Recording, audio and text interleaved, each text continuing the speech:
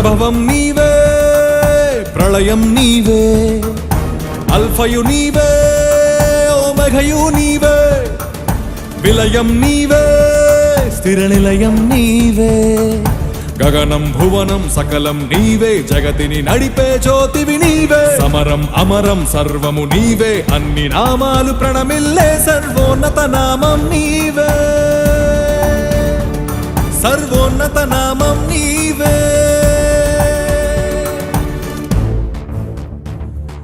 సర్వలోక న్యాయాధిపతి, సర్వలోక న్యాయాధిపతి, సర్వలోక న్యాయాధిపతి, సర్వలోక న్యాయాధిపతి, సర్వలోక న్యాయాధిపతి వాకిట నిలిచియున్నాడు. జనములందరికి ఫలమిచ్చుటకు తీర్పు తీర్చబోతున్నాడు. సర్వలోక న్యాయాధిపతి వాకిట నిలిచియున్నాడు. జనములందరికి ఫలమిచ్చుటకు తీర్పు తీర్చబోతున్నాడు. వేల దూతలతో బూరధ్వనులతో మేఘమండలము పైన యూదా గోత్రపు కదమ సింహముతో కదలి వస్తుంది సేన.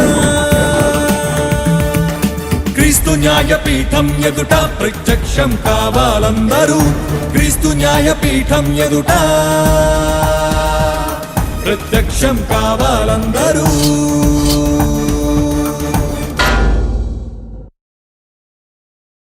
క్రీస్తు యేసునందు మమ్మల్ని అతి మిక్కిలిగా ప్రేమించిన మా ప్రియ పరలోకపు తండ్రి, ఈ రాత్రికాల సమయంలో మీ పిల్లలముగా మీ మాటలు ఆలోచించటానికి మేమందరము కూడుకొని ఉండగా జ్ఞానమును వివేకమును కలిగిన మంచి మనస్సును ప్రియులైనటువంటి మీ పిల్లలందరికీ అనుగ్రహించండి తండ్రి. మీ సత్యవాక్యమును సరిగా విభజించి ఉపదేశించుటకు గాను మీ ఎదుట మీ మాటలు బోధిస్తున్నటువంటి నాకు మీ సమయోచితమైన జ్ఞానమును, మరి ముఖ్యంగా మాలో ఉన్నటువంటి మీ పరిశుద్ధాత్ముని సహాయమును ప్రసాదించమని ప్రాధేయపడుతున్నాను తండ్రి. మీ పిల్లలు కేవలం వినువారు మాత్రమై ఉండి తమను తాము మోసగించుకోకుండా వినిన వాక్యం ప్రకారంగా ప్రవర్తించగలిగే ధన్యత ప్రతి ఒక్కరికి అనుగ్రహించమని త్వరలో మా కొరకు రాని ఉన్న మా ప్రభువును మా ప్రియ రక్షకుడైన క్రీస్తు యేసు వారి శ్రేష్టమైన అతి పరిశుద్ధమైన నామం పేరిట ఈ ప్రార్థన మనవులు అడిగి వేడుకొనిచున్నాం మా కన్న తండ్రి, ఆమెన్.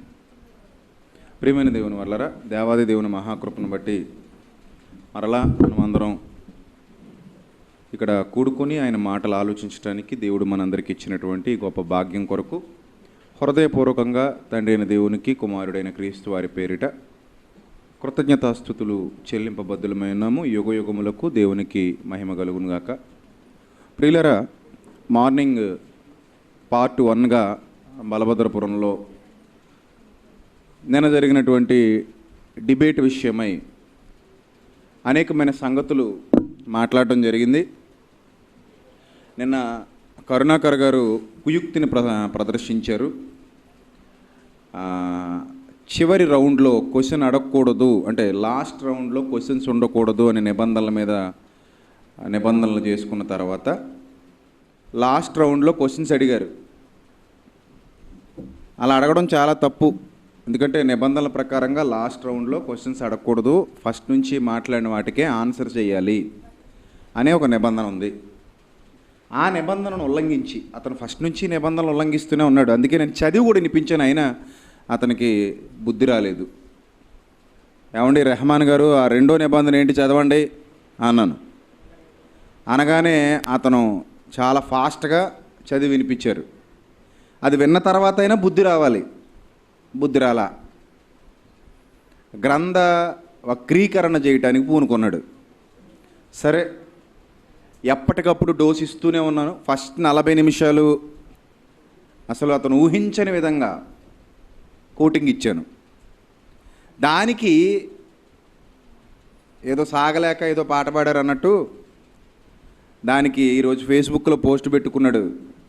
ఏమన్నా తెలుసా, 2 4 2 3 6 అని చెప్పారట. అంత ఫాస్ట్గా చెప్పేశారు. అది మాకే అర్థం కాలేదంటే నీ బతుక్కి ఎలాగో అర్థం కాదు. నీకంత నాలెడ్జ్ ఉంటే నన్ను ఎందుకు అడుగుతావు? విభూతి యోగం అధ్యాయం ఎంతండి అని అడిగాడు వెనక్కి తిరిగి.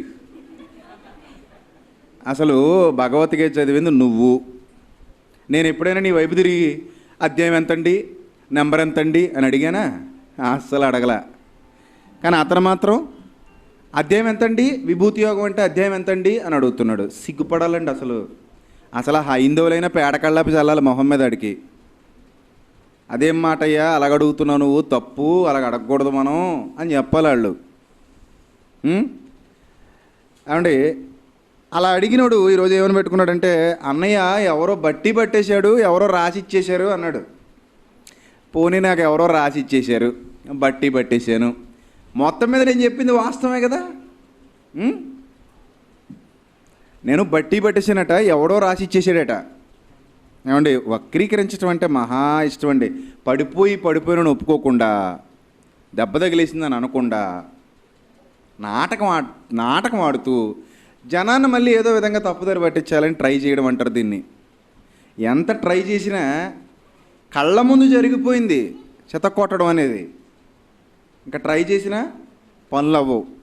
మరి చెమటలు ఎందుకు పట్టాయి అంటే, నాకు కూలర్ పెట్టలేదు అంటున్నాడు. కూలర్ పెట్టక చెమటలు పడేసినాయట. మరి రైటే. మరి నీ పక్కన ఒక ఇద్దరు ఉన్నారు కదా నీ వాళ్ళు, వాళ్ళకి ఎందుకు పట్టలేదురా సిట్టుకన్నా చెమటలో? ఫజలుర్ రెహమాన్ గారు సఫారీ వేసుకున్నారు, నీది మామూలు కాటన్ షర్ట్, ఆయనకి ఎందుకు పట్టలేదురా చెమటలో? పైన 3 ఫ్యాన్లు తిరుగుతున్నాయి, 3 ఫ్యాన్లు తిరుగుతున్నా చెమటలు పట్టే. 6 ఫ్యాన్లు తిరుగుతున్నాయండి, సారీ వేదిక మీద 3 కాదు 6 ఫ్యాన్లు తిరుగుతున్నా చెమటలు పట్టాయి అతగాడికి. పోనీ వాతావరణం ఏమైనా వేడిగా ఉండడానికి ఇదేమైనా మే నెల, వర్షాలు పడుతున్నాయి, చల్లగా ఉంది, ఆ టైంలో చెమటలు పట్టాయంటే ఆడనుకున్న ఎక్కాలు 2 4 2 3 6 అన్నాడు కదా, ఆ ఎక్కాలు వినేసరికి లెక్కలు తప్పిపోయి అన్నమాట. అందుకని చెమటలు పట్టాయన్నమాట. కాబట్టి నేనేదో గొప్పోడిని అన్నట్టు ట్రై చేశాడు ఇంతకాలం. ఫేస్బుక్ ఒకటి ఉంది, మనోడికి అస్సలు మాట్లాడడం రాదు. అసలు టైం అంతా వేస్ట్ చేశాడు, పుస్తకాలు తిరగడానికి, పేపర్లు తిరగడానికి, వెనక్కి ముందుకు తిరగడం, వాళ్ళని అడగడం, వీళ్ళని అడగడం, అనడం, ఆ చెమట తీసుకుని ప్యాంటుకు తుడుచుకోవడం. కచ్చిఫైనా లేదేమో కుర్రాడికి. పోనీ అంతమంది 5వ సోదరులు వచ్చారు, 4 కచ్చిఫీలు పడేసినా సరిపోయేది. ఆ చెమటలు తీసుకుని ప్యాంటు తుడిచేసుకునేవాడు. ఆ ప్యాంట్ ఏమో అత్తమాని జారిపోయేది, అది పైకి లాక్కోవడం, బెల్ట్ బిగించుకోవడం చాలా టైం పట్టింది. మీరు వీడియో చూడండి, అత్తమాని ప్యాంట్ లాక్కుంటూ ఉంటాడు. అసలు అదంతా ఎందుకు చేశాడు అంటే, జారిపోద్ది, మరి ఏం చేస్తాడు, అలాగే ఉంటుంది. కాబట్టి భవిష్యత్తులో ఇంకోటి ఎవడో డిబేటర్ అనకూడదు. అలా ఇచ్చాను కోటింగు. ఎందుకంటే భాగవతం 12 స్కందాలు కదా, ఎవరో చదివిన ఎవరికి అర్థం కాదు అని అనుకుని వచ్చేసాడు పాపం పిల్లోడు. ఎవరికి అర్థం కాదు అనుకుని వచ్చేసాడండి. చివరిలో క్వశ్చన్స్ అడిగాడు. ఆ క్వశ్చన్స్ అన్నిటికీ నేను ఆన్సర్ చేయడానికి నాకు టైం సరిపోలేదు. అందుకే పొద్దున్న బలభద్రపురంలో ఏలియా గురించి అన్నీ క్లారిఫై చేసేసాను. ఇప్పుడు మరికొన్ని క్వశ్చన్స్ క్లారిఫై చేస్తాను. ఈరోజు కూడా అన్నీ అవ్వవు, మరలా వచ్చే ఆదివారం మళ్ళీ ఉంటుంది. ఎందుకంటే నేను కష్టపడి ప్రిపేర్ చేసుకున్నానండి. నేను చదువుకొని, ఎవడో గొట్టంగా రాసిస్తే అలా ఉండదు. ఫాలోయింగ్ సూపర్ ఫాస్ట్ ఎక్స్ప్రెస్లా వెళ్ళింది బండి. అసలు టైం ఉంటే మధ్యాహ్నం నుంచి కూడా పెడితే సూపర్ సోనిక్ విమానంలో వెళ్ళేది. ఏమండి అసలు ఏ క్వశ్చన్ నేను వదల్లా. అడిగిన ప్రతి క్వశ్చన్కి ఆన్సర్ ఇస్తూనే ఉన్నాను. నేను అడిగిన ఎన్ని క్వశ్చన్స్ కన్నా ఆన్సర్ ఇవ్వలేదు. అంతెందుకండి, వక్రీకరణ చేయడానికి ట్రై చేశాడు. బ్రహ్మదేవుడు సొంత కూతుర్ని చెరిచేస్తే, పాడు చేస్తే, అనుభవిస్తే దాన్ని నీళ్ళట, ప్రకృతట, జలమట, దెబ్బ తిరుగుండం అన్నాడు. అంటే ఎంత తెలివిగా కవర్ చేయడానికి ప్రయత్నించాడు చూడండి. అంటే నీ గ్రంథాల్లో ఉన్నవి చెప్పుకోవడానికి సిగ్గుపడి నువ్వే కప్పుకుంటున్నావంటే అది అసలు గ్రంథమే. అక్కడే నైతికంగా నీ ఓటమి ఖరారైపోయింది. నీ గ్రంథంలో ఉన్నది చెప్పుకోవడానికే నీకు సిగ్గేసేస్తుంది. సిగ్గేసి ఏం చేస్తున్నావు, కప్పేసుకున్నావు. అది ప్రజలందరూ చూశారు. అంతెందుకండి, ముందు రాసలీలల ఘట్టం గురించి ఏమన్నాడు, 8 ఏళ్ల పిల్లాడు అన్నాడు. ఓకే, 8 ఏళ్ల పిల్లాడు, 8 ఏళ్ల పిల్లాడు కాదు, అక్కడ అసలు వయసు లేదు అని నేను అన్నాను. ఆ తర్వాత మరో రౌండ్కి వచ్చేసరికి ఏమైనా మాట మార్చాడు, అదంతా భగవంతునికి భక్తుడికి ఉన్నటువంటి ఆత్మ సంబంధం అన్నాడు. ఆ అవకాశం మీకు లేదురా నాయన, పరీక్షణ్ మహారాజు గాలి తీశాడు, సుఖ మహర్షి ఇలా చెప్పాడు అక్కడ తప్పు జరిగింది, వాళ్ళందరితో శారీరకంగా మీ వాడు సంబంధం పెట్టుకున్నాడు అని నేను మాట్లాడేసరికి తర్వాత రౌండ్కి వచ్చేసరికి ఏమన్నాడు తెలుసండి? గోపికలు ఇష్టపడి వస్తే ఆయన తప్పే ఉందన్నాడు. చూసారా ఎలా లెవెల్ అయిపోయిందో బండి? ఏమండి, అంటే వాళ్ళ గ్రంథాల్లో ఉన్న తప్పులు కప్పెట్టుకోవడానికి చేసినటువంటి ప్రయాస అది. అంటే ఎవరికీ తెలియదు అసలు ఈ డిబేట్ ఎందుకు నిర్వహించాను తెలుసండి? గెలుపు ఓటమి నాకు అవసరం లేదండి, వాడు ఎలాగూ వినడని నాకు తెలుసు. వాళ్ళు ఎలాగూ వినరండి, సత్యం చెప్పినా వాళ్ళు అంగీకరించరు, అది నాకు ఎప్పుడో తెలుసు. మరి ఎందుకు నేను ఈ డిబేట్కి వచ్చానంటే, ఈ డిబేట్ ఎందుకు తీసుకొచ్చానంటే, మీ గ్రంథాల్లో ఏముందో మీ నోటితోనే ఒప్పించాలి, చెప్పించాలి, మీ వాళ్లకు తెలియజేయాలి. అదే నా లక్ష్యం. అందుకే మాట్లాడటం మొదలుపెట్టాను. మొదటి 40 నిమిషాల్లోనే వాడికి చెమటలు పట్టేశాయి. ఆ ఫ్లో ఇడికి రాదు. నువ్వు తలకిందులుగా తపస్సు చేసినా ఆ ఫ్లో రాదు. పోనీ నువ్వు అలా ప్రిపేర్ అయిపోయి చదివేయచ్చుగా, ఇంత పుస్తకం రాసుకుని వచ్చావుగా, మరి నువ్వెందుకు చదవలేకపోయావు? చదవలేవు. ఎందుకంటే అది చదివితే చదివేద్దాం అనుకునేది కాదు. బేసిక్గా బ్లడ్లో ఉండాలి నాకులాగా ఆ ఫ్లోయింగ్. అది బేసిక్గా అతని బ్లడ్లో లేదు, చల్లారిపోయిన రక్తం. అందుకని అలా చప్పగా ఉప్పు లేనోళ్ళలాగా, కప్పలాగా, తాబేల్లాగా మెల్లిగా. అసలు ఆ ప్రసంగం వింటుంటే తలపోడు వచ్చేది. ఎప్పుడు ఆపుతావురా బాబు, ఏంటి సోది అనిపించేది. ఆ హైందవ సోదరులే కిందకు వచ్చి ఏడిసే అన్నట్టు అలా చూసేవారు చిరాకుగా. అంత చిరాకు రప్పించాడు జనానికి. ఎందుకంటే ఏదండి ఏమైనా ఒక శుద్ధిబద్ధం ఉందండి మాట్లాడేదానికి? అర్థం పర్థం లేని వాదన, అర్థం పర్థం లేని మాటలు, అక్కర్లేని వక్రీకరణ. గ్రంథంలో ఉన్నవి ఖచ్చితంగా చూపిస్తే అది కాదనేవాడు. నువ్వెవడు అసలు కాదనడానికి గ్రంథం అన్న తర్వాత? ఏమండి, అది అసలు మనోడికి ప్రాథమిక జ్ఞానం కూడా లేదండి. చిట్టి తమ్ముడికి ప్రాథమిక జ్ఞానం కూడా లేదు. కాబట్టే అలా అజ్ఞానాంధకారంలో కూరుకుపోయి ఏదో వాళ్ళ మెప్పు పొందాలని ట్రై చేశాడు, పనులు జరగలా. ప్రియులరా, ఇప్పుడు మరికొన్ని వాస్తవాలు మీకు చెప్తానండి, జాగ్రత్తగా వినండి. కృష్ణుణ్ణి పరమాత్ముడని నిరూపించేశాను అంటున్నాడండి. పరమాత్ముడని నిరూపించేశాను అంటున్నాడు. ప్రియులరా, పవిత్రుల్ని రక్షించాలన్నా లేకపోతే సాధువుల్ని రక్షించాలన్నా దానికి మళ్ళీ వక్రీకరణ చేశాడు. పరిత్రాణాయ సాధూనాం అంటే పవిత్రులు అన్నాడు, పరిత్రాణాయం అంటే పవిత్రులు కదా. అసలు పరిత్రాణాయం అంటే పవిత్రులు అని నేను అన్నానా? సాధూనాం అంటే సాధువులు అంటే అర్థం ఏంటని చెప్పండి వాళ్ళ దృష్టిలో? మంచివాళ్ళు లేదా పవిత్రులు, అంతేగా. సాధువులు అంటే మంచివాళ్ళు, సజ్జనులు, పవిత్రులు. ఏమంటే ఇలాంటి పర్యాయ పదాలు వస్తాయి. దుష్టులు, చెడ్డవాళ్ళు, దుర్మార్గులు, ఇవన్నీ దుష్ట శిక్షణ. ఏమండి, వినాశాయ చదుష్కృతం అంటే ధర్మాన్ని రక్షించడానికి లేదా సాధువులను రక్షించడానికి, దుష్టుల్ని శిక్షించడానికి అవతరించారని చెప్పుకుంటున్నాం. అంటే చెడ్డవాళ్ళు అనొచ్చు, లేకపోతే ధర్మవిరుద్ధంగా వ్యవహరించే వాళ్ళు అనొచ్చు. అంతేగాని పరిత్రాణాయం అంటే పవిత్రులు అని నేను అనలా, వక్రీకరణ చేస్తాడు. ప్రియులరా, చాలామంది హైందవ సోదరులు సత్యాన్ని గమనించారు, సత్యాన్ని గ్రహించారండి. చాలామంది గ్రహించారు. అందుకే వాళ్ళు మౌనంగా వెళ్ళిపోయారు మాట్లాడలేక. ఎందుకంటే నేను ఓపెన్గా చూపించాను, ఇలా ఉంది మీ గ్రంథంలో. కలుగులో ఎలకన పొగబెట్టి బయటికి లాగాను. లేకపోతే రాడు, అమ్మో వక్రీకరించేస్తాడు మెల్లిమెల్లిగా. అదంతా పవిత్రత అంటాడు. ఎంత గొప్ప పవిత్రత నాయన! ఇప్పుడు చెప్తాను ఇంకా పవిత్రత. ఇప్పుడు సాధువుల్ని రక్షించే సామర్థ్యం ఉండాలి అంటే ముందుగా మన యేసుక్రీస్తు ప్రభు వారి గురించి మాట్లాడుకుందాం. యేసుక్రీస్తు పాపుల్ని రక్షించడానికి వచ్చాను అన్నాడు. పాపుల్ని రక్షించాలనుకునేవాడు పాపిగా ఉండకూడదు. అర్థమవుతుందా? పాపుల్ని రక్షించాలనుకునేవాడు ఏమై ఉండకూడదు? పాపి అయి ఉండకూడదు. పాపి అయి ఉంటే అతడు పాపిని రక్షించలేడు. ఉదాహరణకి నేను గోతులోనే ఉన్నాను, నువ్వు గోతులోనే ఉన్నావు. గోతులో ఉన్నవాడిని పైకి లాగాలంటే పైనున్నోడు లాగాలి. పైనున్నోడు గోతులో ఉన్నోడు బయటికి లాగలడేమో కానీ గోతులో నుండి బయటికి లాగలేడు.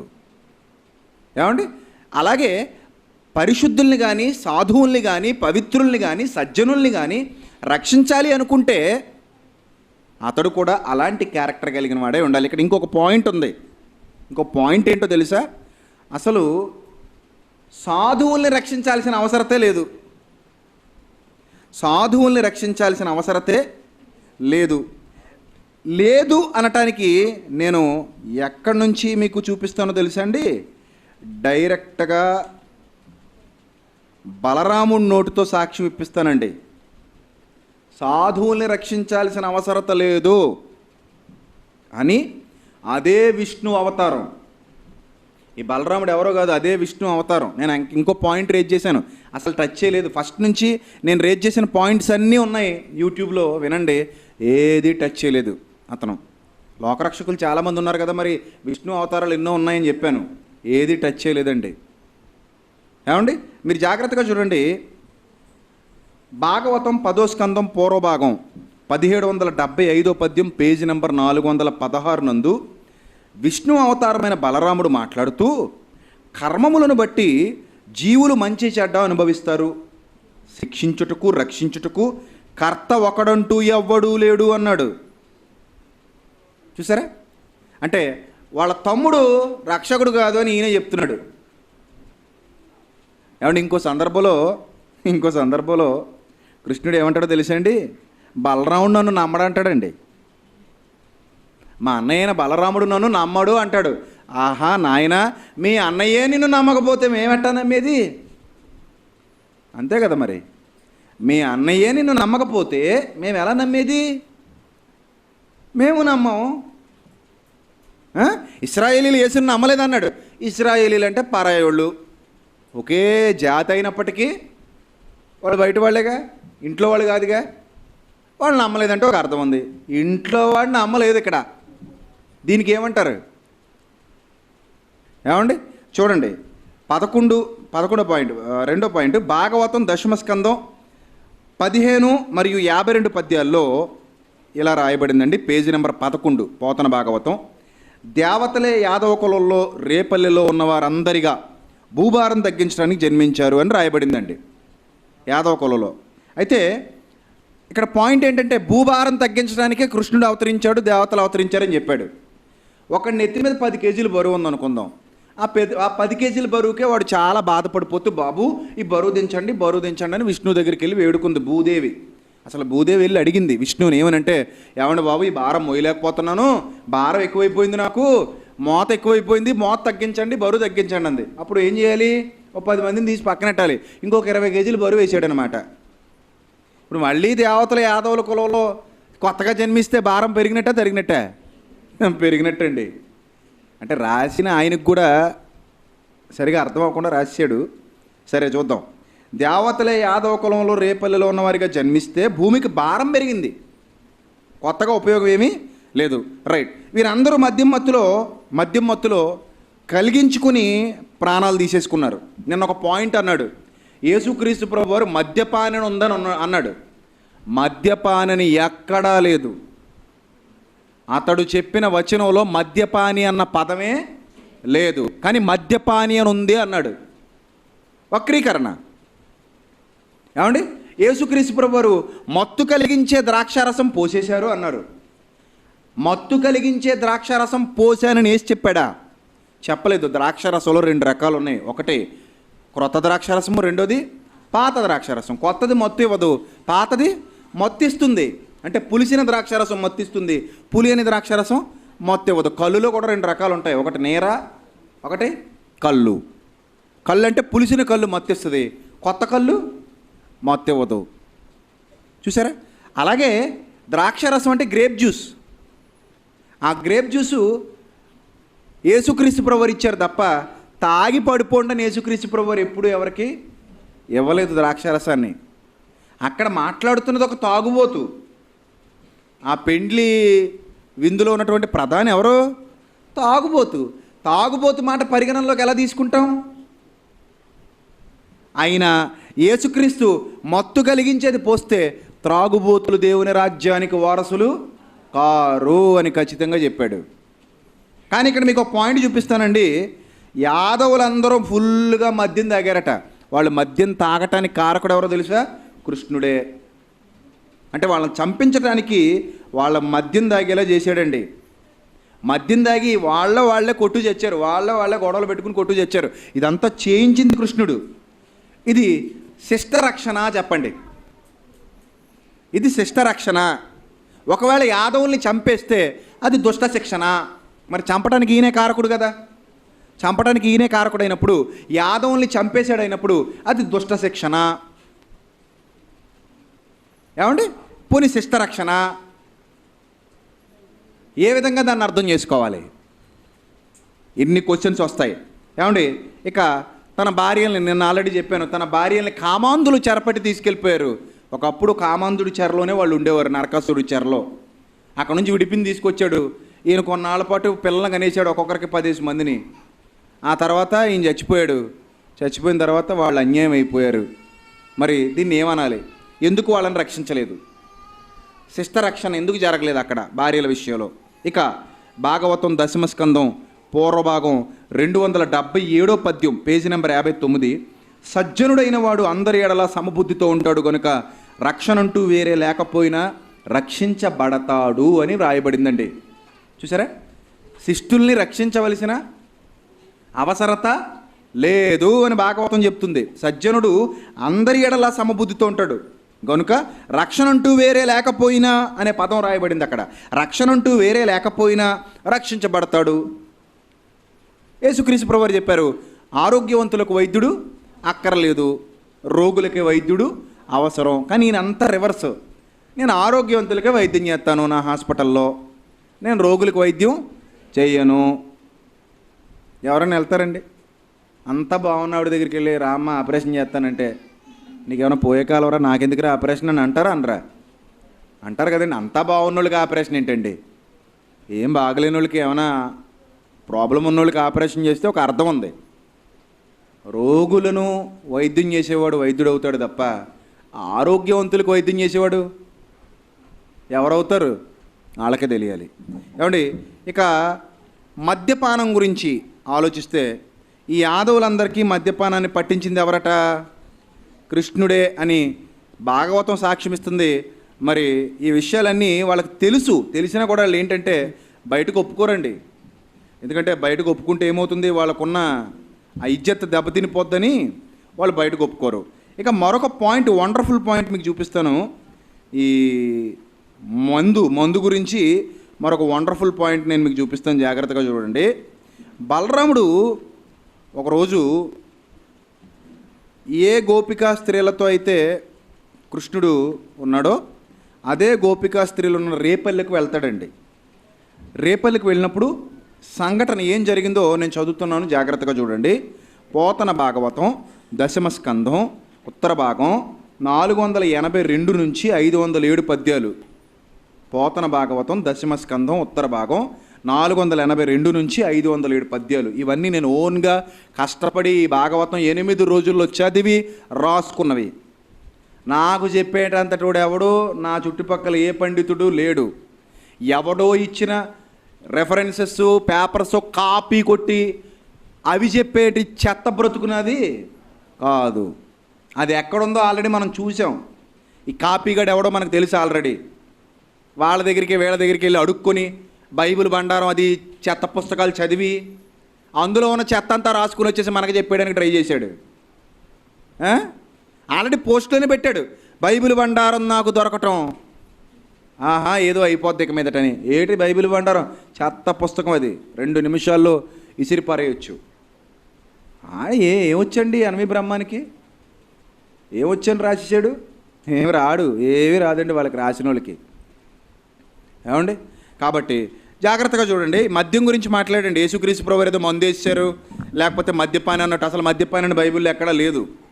ఏమండి, ఇప్పుడు జాగ్రత్తగా చూడండి. అసలు మద్యపానం ఎవరో చూపిస్తాను. ఇప్పుడు మద్యపానం ఎవరో చూపిస్తాను, జాగ్రత్తగా చూడాలి. యేసుని అన్నాడు కాబట్టి మద్యపానం ఎవరో చూపిస్తాను. ఇప్పుడు పోతన భాగవతం 10వ స్కంధం ఉత్తర భాగం 482 నుంచి 507 పద్యాలు. బలరాముడు రేపలను దర్శించడానికి వెళ్ళాడు. ఈ బలరాముడు ఎవరో కాదు, విష్ణు అవతారం. అది మనం మొదటి సందర్భాల్లో అదే భాగవతంలో చూసాం. బలరాముడు రేపల్లెలో అందరినీ కలిసినప్పుడు గోపికలు అతనితో మాట్లాడుతూ 490వ పద్యంలో, నీ సోదరుడు కృష్ణుడు అంతఃపురకాంతలతో విహరిస్తూ ఆనందిస్తున్నాడా? వీళ్ళు అడుగుతున్నారు. ఈ అమ్మాయిలు కాదులేండి, పెళ్ళైన వాళ్ళు. ఆ భర్తలకు తెలియకుండా మాయ చేసాడు కదా. ఏమండి, అతనితో మాట్లాడుతూ అడుగుతున్నారు, మీ కృష్ణుడు మీ సోదరుడు అంతఃపుర కాంతలతో విహరిస్తూ ఆనందిస్తున్నాడా, మమ్మల్ని తలుచుకుంటున్నాడా, కొత్త కాంతల వలన కలిగిన ఆనందంలో మమ్మల్ని మర్చిపోయాడా? అలాగే అడిగారండి మరి వాళ్ళు. మరి దీనికి ఏం వివరాలు ఉండవండి వాళ్ళ దగ్గర. అదంతా భగవంతునికి భక్తునికి అనుసంధానమైనది, అంబికా దర్బార్ బత్ అంటారు. ఇంకా అంతేనండి, మరి ఏం చేయాలి? మరి సమాధానాలు ఉండవు మన వాళ్ళ దగ్గర. ఏదో విధంగా మభి పెట్టేద్దాం. ఆ బృహస్పతి గురించి అడిగినప్పుడు గిలగిలా కొట్టేసుకున్నాడు ఒడ్డునపాటి చేపల్లాగా. ఇలాగడిగేసారేటి ఏం క్వశ్చన్స్? ఏదో జనాలు రాసుకొచ్చేసారు, వాళ్ళకి తెలిసినట్టు నేనే రాశానని. క్వశ్చన్స్ ఏమి జనాలు ఇవ్వలేదు కదా, అవి నేనే రాసి ఇచ్చాను 3 క్వశ్చన్స్ను. జనాలు ఇచ్చిన క్వశ్చన్స్ అన్నీ పక్కన పెట్టండి రా బాబు అన్నాను. ఎందుకంటే జనాలకి ఏం తెలుసండి, చదివినోడు నాకు తెలుసు కానీ అందులో ఏముందో. వాళ్ళు రాసిన క్వశ్చన్స్లో అంత డెప్త్ లేదు. అన్నీ వాళ్ళు అడిగినట్టే పావలా క్వశ్చన్స్ అడుగుతున్నారు వీళ్ళు. వాళ్ళు నన్ను అడిగినవన్నీ పావలా క్వశ్చన్సే. అందుకే నేను వెళ్ళగానే సులువైన ప్రశ్న అడిగారు అన్నాను. ఏమండి, అలా ఆ క్వశ్చన్స్ అన్నీ నేనే రాసిచ్చా. ఎందుకు రాసిచ్చానంటే జనాలకు తెలియాలి, అసలు ఇందులో ఏముందో తెలియాలి. అదే కదా మన గోలు. అందుకే నేను అది రాసిచ్చాను. అప్పుడు ఆ బృహస్పతి గురించి చెప్పేస్తే ఎక్కడ చెడ్డైపోతాడో అని ఇంకా చాలామంది గురించి చెప్పుకున్నాడు. నేను అలాగనని అన్నాడు, నేను ఇలాగని అన్నాడు, నేను ఇది అన్నాడు, నేను వెళ్ళి కూర్చుంటాను చెమటలు పట్టేసినాయి అన్నాడు. అక్కడతో అయిపోయింది తప్ప ఆ బృహస్పతి తన సొంత వదిన్ని ఎందుకు చెరిచాడు? ఆమె గర్భంలో ఉన్న బిడ్డని ఎందుకు శపించాడు? అతడు దేవతలకు గురువేంటి? మరి ఇలాంటి నీచమైన కార్యం చేస్తే అతన్ని శాస్త్రం ప్రకారం నరకంలో వేయాలి, ఎందుకు వేయలేదు? మరి ఇది దుష్ట రక్షణ కాదా? ఇవన్నీ ఆలోచించరండి. ఒక గ్రంథాన్ని పట్టుకున్నామంటే ముందు మీ దగ్గర ఏ మచ్చ లేనప్పుడే ఎదుటోడు గురించి మాట్లాడాలి. మీ దగ్గర ఎంత పెట్టుకొని బైబిల్ గురించి మాట్లాడతారా? ఫేస్బుక్లో అకౌంట్లు ఓపెన్ చేసేసి మీకు నోటుకు వచ్చినట్టు వాగుతారా? మేము నోరు మూసుకుని కూర్చోవాలా? అందుకే పెట్టానండి నేను ఎంత గడ్డి తిన్నారు, ఏం చేయలేకపోయారు, చచ్చినట్టు వెళ్ళారు తిని. మొఖాలు చూసారు అలాగే పిల్మెంట్ రాలిపోయి బల్బుల్లాగా అయిపోయి. లాస్ట్ నాడు మొహం చూడాలి, ఫోటోలో ఉన్నాడు, ఎక్కడి చేస్తాడు, బంద్ అయిపోయినాయి అన్నీ. అలా ఉన్నాడు, ఏం చేస్తాడు? అప్పటికే చెమటలు కారిపోయి ఉన్నాడు, చీకాకు ఎత్తిపోయి. కొట్టింది కొట్టకుండా టప్ప టప్ప టప్ప టప్ప ఒకటే కొట్టడం. అన్ని దెబ్బలు తినేసి నాకేం తగలే నేను కొట్టించాను అంటున్నాడు. అబ్బా, అంత బాగా కొట్టించావు, నువ్వు పెద్ద కిక్ బాక్సింగ్లో ఛాంపియను. మరి చేత కొట్టించేసుకున్నాడండి. అసలు ఆ ఫ్లోయింగ్ ఎక్కడండి? అసలు ఆ మాట తీరేంటండి? అసలు పూర్వం భోగిలుండి పొగబండి సత్తా వెళ్ళేది పట్టాల మీద, అది మున్సిపాలిటీ ఎద్దులాగా. ఏమండి, షార్ప్గా వెళ్ళాలి కత్తిలాగా. అది డిబేట్ అంటేనే. ఉన్న టైంని చక్కగా వినియోగించుకోవాలి. 20 నిమిషాల్లో 10 నిమిషాలు మాట్లాడేవాడు 10 నిమిషాలు ఊపిరి తీసుకోవడం, ఇంకోటి ఏదో చేయడం. ఇంకా అలాగే తగలేసాడు టైం అంతా. ఏదో ఈరోజు మళ్ళీ ఫేస్బుక్లో పోస్ట్ పెట్టుకుని ఆహాహా నేను అంత వీరుడిని ఎంత వీరుడిని అని ఉత్తర కుమారుడిలా మాట్లాడుతున్నాడు. నన్ను అన్నాడు ఒకరోజు ఉత్తర కుమారుడు, నీడే ఉత్తర కుమారుడు, అసలు సిసలైన ఉత్తర కుమారుడు అంటే పిరికోడు. తలపాగా లేదు, లేకపోతే కొండ ఎత్తేసి అక్కడో పెట్టేద్దని అన్నాడట ఎవడో. పోలేరా బాబు, తలపాగా తెచ్చిచ్చారట. అబ్బాయి ఇది పాలిస్టర్దే కాటన్ది కావాలన్నాడట. అలా ఉంటాడు. సరే చూడండి ఏం జరిగిందో చూడండి. మీ అన్న అంతఃపుర కాంతల వలన కలిగిన ఆనందంలో మమ్మల్ని మరిచిపోయాడా? తననే నమ్ముకున్న మమ్మల్ని విడిచి వెళ్ళటం కృష్ణునికి న్యాయమేనా? యమునా నది దగ్గర పూల తోటల్లో మా వక్ష స్థలాన్ని తాకుతూ ఎలా ఆదరించాడు? 492వ పద్యం. సరోవర ప్రాంతాలలో మమ్మల్ని కౌగిలించుకుని ఎలా మాట్లాడాడు? ఇవన్నీ మర్చిపోయాడా? ఈ విధంగా శ్రీకృష్ణుని కౌగిలింతలను, రతికార్యాలను, సరస సల్లాపాలను జ్ఞాపకం చేసుకుని ప్రియ వియోగ బాధతో ఆ గోపికలు వాపోయారు. 493వ పద్యం. ఏమండి, ఆ పోస్టు ఒకసారి ఆ పోస్టు స్క్రీన్ మీద చూపించు. బైబిల్లో ఉన్నదేంటి లేనిదేంటి టక్కున చెప్పు అని ఒక పోస్టు పెట్టాడు. టక్కున చెప్పాలంటే ఏంటట ఆ పోస్టు? బైబిల్లో లేనిది సైన్స్ అట, ఉన్నది సెక్స్ అట. అలాగనే పెట్టాడండి పోస్టు. బైబిల్లో లేనిది ఏంటట? సైన్స్ అట. ఉన్నదేంటట సెక్స్ అట. అలా అని పెట్టాడండి వాడు టైం లైన్లో పోస్ట్, అలా అని పెట్టాడు. ఇప్పుడు నేను చదివినవన్నీ ఎలాగున్నాయండి ఇవి? నేను చదివినవన్నీ ఎలా ఉన్నాయి అసలు చెప్పండి? అడల్ట్ సినిమా స్టోరీలాగా ఉంటాయి, పెద్దలకు మాత్రమే అన్నట్టు. దీని గురించి మరి ఏమని మాట్లాడాలి? దీని గురించి ఏమని మాట్లాడాలండి? దాచేసుకున్నాడు, కప్పేసుకున్నాడు, ధైర్యంగా ఒప్పుకోలేకపోయాడు. అదే నన్ను అడిగితే మీ బైబిల్ ఎలా ఉంది కదా అంటే చెప్పు మాట్లాడు అని డైరెక్ట్గా మాట్లాడదు. నువ్వు మీ బైబిల్ ఎలా ఉంది కదా అంటే మాట్లాడతాను. నేను ఏ గ్రంథం అయినా సరే కప్పేసుకోను, దాచేసుకోను. లేదు అలాగదు మావాడు మంచోడు. ఒకసారి ఒకలాగా రౌండ్లు దాటేసరికి పొగ ఎక్కువైపోయేసరికి గ్యాస్ బెల్ట్ వేసేసరికి కలుగులో కొంచెం మూటి బయట పెట్టింది, తర్వాత నడుము బయట పెట్టింది, ఆ తర్వాత తోకతో సహా బయటకు వచ్చింది ఎలక. గ్యాస్ బెల్ట్ వేసేయాలి కన్నంలో, అప్పుడు వస్తుంది ఎలక బయటికి. లేదనుకోండి లోపల నుండి ధాన్యం బాగా తయారుగా తినేంత ఉంటుంది పందికొక్కు. అలా ఉంటుంది పరిస్థితి. మోసం. ఏమండి బైబిల్లో ఉన్నదంతా సెక్స్ అట, లేనిది సైన్స్ అట. చెత్త మాటలు మాట్లాడుతున్నాడు చెత్తగాడు. అందుకే ఇచ్చానండి కోటింగ్. ఇప్పుడు ఇస్తున్నాను కోటింగ్. దమ్ముంటే దీనికి సమాధానం చెప్పాలి. ఏమన్నా చూడండి ఇంకా కింద. తర్వాత బలరాముడు కాళింది తీరానికి వెళ్ళి కృష్ణుడు రాసలీలలు జరిపిన అదే సుందరాంగులతో ఉద్యానవనాల్లో స్వేచ్ఛగా సంచరించాడు. గోపికలతో కలిసి వెళ్ళి మద్యం సేవించి ఏం చేశాడట? మద్యం సేవించి. యేసుక్రీస్తు మద్యపాని అని బైబిల్లో లేదు, కానీ బలరాముడు మద్యపాని అని భాగవతంలో ఉంది. యేసుక్రీస్తు మద్యపాని అని బైబిల్లో లేదు, బలరాముడు మద్యపాని అని భాగవతంలో ఉంది. సాక్ష్యాలు చూపిస్తున్నాను నేను. తర్వాత ఆ మద్యం మత్తులో ఉండి ఆ సుందరాంగులతో కలిసి జలక్రీడలు ఆడాలనిపించి యమునా నది దగ్గరికి వెళ్లకుండా యమునా నదిని చూసి ఓయ్ నది ఎలా రా అన్నాడట. నీకు జలక్రీడలు ఆడాలనిపిస్తే నది దగ్గరికి నువ్వు వెళ్ళాలా, నది నీ దగ్గరికి రావాలా? చెప్పండి. నది దగ్గరికి నువ్వు వెళ్ళాలి, కానీ ఈయన దేవుడు కదండి మరి. అందుకని ఏమన్నాడట నదిని, ఓ నది ఇటు రా అని పిలిచాడు. అప్పుడు ఆ నది ఏమందట చూడండి, తాగుబోతాడని నది రానందట. భలే ఉందండి. తాగుబోతాడు పిలుస్తున్నాడు నేను వెళ్ళడం ఏంటి అని నది ఏమందట, నేను రానందట. ఉందండి బాబు భాగవతంలో ఉంది ఇదంతా. నేను ఏదో సొంతంగా కల్పించి చెప్పట్లేదు సుమా. నది రానంది.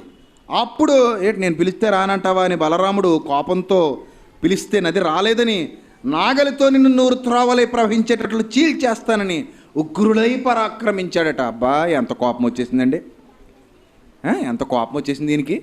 ఉగ్రుడై పరాక్రమించాడట. మద్యం మత్తులో అవమానపరిచాడండి. అప్పుడు ఆ నది భయపడి స్త్రీ రూపం ధరించి అతని పాదాల మీద పడి బతిమలాడటం మొదలెట్టింది. అప్పుడు సర్లే అని అతడు క్షమించి అమ్మాయిలతో కలిసి నదిలో దిగి జలక్రీడలు ఆడాడు. ఆ అమ్మాయిలతో బలరాముడు సౌఖ్యాల్లో మునిగి తేలుతూ ఆనందంలో విహరించాడని 505వ పద్యంలో రాయబడింది. ఇక భాగవతం 10వ స్కందం ఉత్తర భాగం 543వ పద్యం పేజీ నెంబర్ 120. ఏమండి ఇంత చక్కగా పేజీ నెంబర్లు కూడా చెప్తున్నానండి. ఇంతకంటే ఎవడు చెప్తాడు చెప్పండి? కావాలంటే చెక్ చేసుకోండి, ఎక్కడైనా తప్పు చెప్పానేమో అందులో ఉందో లేదో. తిరుమల తిరుపతి దేవస్థానం వాళ్ళ ప్రింటింగ్ అని నేను చదివిన భాగవతం, అందులో ఉందో లేదో చెక్ చేసుకోండి ఎవరైనా సరే. భాగవతం 10వ స్కందం ఉత్తర భాగం 543వ పద్యం పేజీ నెంబర్ 120. ఎవడో రాసి ఇచ్చేస్తే నాకు పేజీ నెంబర్లు తెలియవు, నేను నా కష్టంతో చదువుకున్నాను. కావాలంటే ఇంటికి రా, నా భాగవతం చూపిస్తాను. అందులో ఇవన్నీ రెడ్ పెన్తో టిక్ పెట్టి ఉంటాయి. అక్కడ నేను రాసిన మ్యాటర్ కూడా ఉంటుంది, ఎందుకంటే తొందరలో బుక్ రిలీజ్ అయిపోతున్నాను. దీని అంతటి మీద బుక్ రిలీజ్ చేస్తాను కాబట్టే నీట్గా మ్యాటర్ ప్రిపేర్ చేసి పెట్టా. ఏమండి ఏమనుంది చూడండి. మందు మగువ జోదం బలరాముడికి అలవాట్లని రాయబడింది. చాలు, ఇంకెంతకంటే దౌర్భాగ్యపు లక్షణాలు ఏముంటాయి? పిల్లను కూడా ఎవరు ఇప్పుడైతే ఇలాంటి ఉంటే మందు మగువ జోదం అట, తగలడిపోనకి ఈ 3 చాలు. ఏమండి ఇవన్నీ అతనికి అలవాట్లని రాయబడింది. యేసుక్రీస్తుని ఏమంటున్నాడు?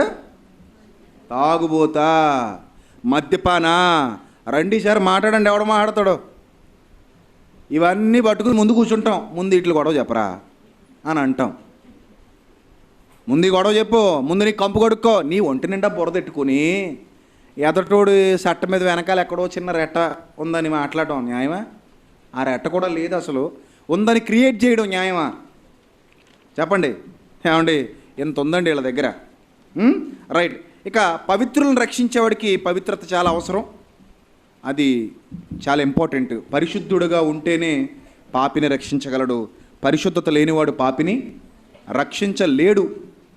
ఇప్పుడు భాగవతంలో రాయబడినటువంటి కొన్ని సందర్భాలు మీకు చెప్తానండి. చిన్న వయసులో బైబిల్లో ఒక మాట ఉంటుంది, భక్తిహీనులు పుట్టిన తోడనే వారు వక్ర మార్గంలో వెళ్తూ ఉంటారు, వారి ఆలోచనలు వక్ర మార్గంలో వెళ్తూ ఉంటాయి, వారు భక్తిహీనులు చిన్నప్పుడే తెలిసిపోతారు అని బైబిల్ ఎన్నో సందర్భాలు ఉంటాయి. అందుకే వాడు నడవలసిన త్రోవను వాడికి చిన్నప్పుడే నేర్పించాలి, లేకపోతే వాడు ఏమైపోతాడు, దారి తప్పేస్తాడు అని దేవుడు ముందుగానే వ్రాయించాడు. భక్తిహీనులు పుట్టిన తోడనే విపరీత బుద్ధి కలిగి ఉందురు అన్నాడు బైబిల్లో. కాబట్టి వాళ్ళకి ముందు నుంచి బుద్ధి చెప్పండి, చిన్నప్పటి నుంచి వాళ్ళని జాగ్రత్తగా పెంచండి అని చెప్పాడండి.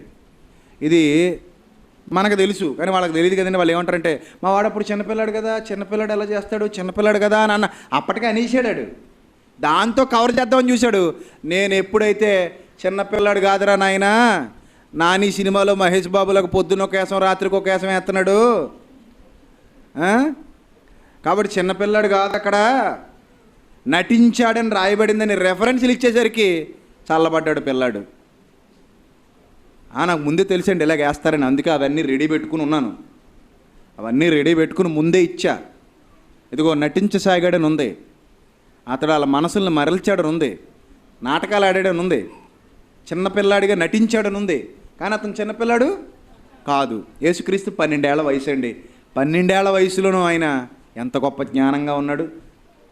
దేవుడు దేవుడే కదండి. చిన్నైనా పెద్దయినా దైవత్వమే. అది ఏ వయసు అయితే ఏంటి, దైవత్వమే. కాబట్టి 12 ఏళ్ల వయసులో ఆ శాస్త్రులకి చెమటలు పట్టించాడు, అంత గొప్ప జ్ఞానం వాళ్ళకి నేర్పించాడు. ఏమండి, ఇప్పుడు ఈయన చిన్నపిల్లాడు, సరే చిన్నపిల్లాడే కాదని ఎవరన్నారు, చిన్నపిల్లాడే, కానీ చేష్టలు ఎలా ఉన్నాయో చూస్తే పవిత్రులను రక్షించేవాడికి పవిత్రత చాలా అవసరం అనే అంశం మీద నేను మాట్లాడుతున్నాను. సాధువుల్ని రక్షించేవాడు పవిత్రంగా ఉండాల్సిన అవసరం ఎంతైనా ఉంది. భాగవతం 10వ స్కంధం పూర్వ భాగం 311వ పద్యం. పోతన భాగవతం 10వ స్కంధం పూర్వ భాగం 311వ పద్యం నందు గోపికలు, అంటే ఆ రేపల్లిలో ఉన్నటువంటి గోపికలు యశోద దగ్గరకు వచ్చి మొరపెట్టుకుంటారండి. వాళ్ళ బాధ, వాళ్ళ ఆవేదన చెప్పుకుంటారండి. ఏమంటే ఎవరైనా ఇంటి మీదకి ఎప్పుడు వస్తారండి, ఇంటి మీదకి ఎప్పుడు వస్తారు, వాళ్ళకి బాధ కలిగినప్పుడు అండి, వాళ్ళ ఆవేదన చెప్పుకోవడానికి వచ్చారు. ఇందులో ఆత్మీయ అర్థాలు ఏముండవు. నేను అంతా వెతికాను. ఆ కృష్ణతత్వం తెలియాలంటే నువ్వేదో మేడెక్కి చూడాలి, కొండెక్కి పడాలి అనేది చెప్పుకొచ్చాడు. ఆ తత్వం మీకు అర్థం కాదన్నట్టు వీడికి ఏదో అర్థమైపోయినట్టు. వీడికి అర్థమైతే ఎన్నో అధ్యాయం అని మనల్ని అడుగుతాడు ఏంటి, అసలు అధ్యాయాలే తెలిసి సావదు, తత్వాలు అర్థమైపోయా. చూడండి, ఆటలకని బయలుదేరి నీ కొడుకు వీళ్ళ ఇంట్లో పెరుగు తాగిపోయాడు, వెళ్ళేవాడు వెళ్ళక ఇంటి కోడలు మూతికి కొద్దిగా పెరుగు అంటించి వెళ్ళాడు, దొంగ అని కోడలను అత్తగారు కొట్టింది. ఏమండి, ఇది ఏ విధమైన మార్గదర్శకత్వం చెప్పండి నాకు. అంటే ఇప్పుడు మన చిన్నపిల్లలు ఎలా చేయాలా, ఉదాహరణకి మీ పిల్లాడు ఇదే పని చేశాడు అనుకోండి, మీరు ఏం చేస్తారు చెప్పండి. ఆహా, కృష్ణుని పోలి నడుచుకుంటున్న నా కుమారా విజయోస్తు, నా జీవితము ధన్యమైనది, నీవెప్పటికీ ఇలానే ఉండుము అని అంటారా, 4 పీగుతారా? అది ఏమండి, ఇది ఎవరికీ మార్గదర్శకత్వం కాదు. ఈ పని ఎవ్వరికీ మార్గదర్శకత్వం కాదు. లోకమందు జ్ఞానము కలవాడు ఏది చేస్తాడో ఇతరులు అదే చేస్తారని ఆయనే చెప్పాడు. గురువు మార్గదర్శకత్వాన్ని నిర్దేశించాలి, నేను అందరికీ కులగురువునని ఆయనే వ్రాయించుకున్నాడు. మరి అలాంటప్పుడు ఆయన ఈ విధమైన మార్గదర్శకత్వాన్ని నిర్దేశించాడో మరి మీరు ఆలోచించాలి, ఇది ప్రపంచానికి మీరు తెలియజేయాలి. రైట్. ఇప్పుడు ఒకవేళ ఇదే పని చిన్నవాడిగా ఉన్న పెద్దవాడు, చిన్నవాడు అంటున్నాడండి, వాస్తవానికి ఈ రోజుల్లో ఇప్పటికే ఆచరణ యోగ్యం అన్నాడు కదండి, ఎప్పటికే ఆచరణ యోగ్యం. నేను మీకు స్క్రీన్ మీద చూపించాను. బైబిల్ గురించి మాట్లాడుతున్నప్పుడు ఇతిహాసాల గురించి మీరు మాట్లాడాల్సిన అవసరం కూడా ఉండదు. అట్లాంటి అంశాలు ఏమైనా మీరు చదివారా, బుక్స్ చదివారా? మనకు బైబిల్లో తీసుకుంటే ప్రవక్తలు ఉంటారు. ఈ ప్రవక్తలు ఎందుకు వస్తారంటే మహిమలు చేస్తారు, రోగాలను తగ్గిస్తారు, దెయ్యాలను వెళ్ళగొడతారు, ఇలాంటి విషయాలు ఉంటాయి. అదే మనకి హిందూ ధర్మంలో తీసుకుంటే ఈ దైవ అవతారాలని చెప్పబడిన ఎవరైతే అవతారాలు ఉన్నాయో వీరందరూ కూడా ఏదో తమ మహిమ చూపించడానికి, ప్రజల్ని మభ్యపెట్టడానికి రాలేదు. ధర్మ సంస్థాపన చేయడానికి వచ్చారు. ప్రధానంగా ధర్మ సంస్థాపనార్థాయ అని మాత్రమే ఉంటుంది. అది ఆ ధర్మాన్ని స్థాపించడానికి వచ్చారు, ధర్మాన్ని బోధించారు, ధర్మాన్ని ఆచరించి చూపించారు తప్ప వాళ్ళ గొప్ప కోసం ఏదో నన్ను పూజించండి, నన్ను మహిమపరచండి అని చెప్పుకోలేదు. ఓకే, ఇది దైవత్వం యొక్క ప్రధాన లక్షణం. ఓకే, ఆ పుస్తకం వాళ్ళ పుస్తకాలట ఇప్పటికీ ఆచరణయోగ్యమట.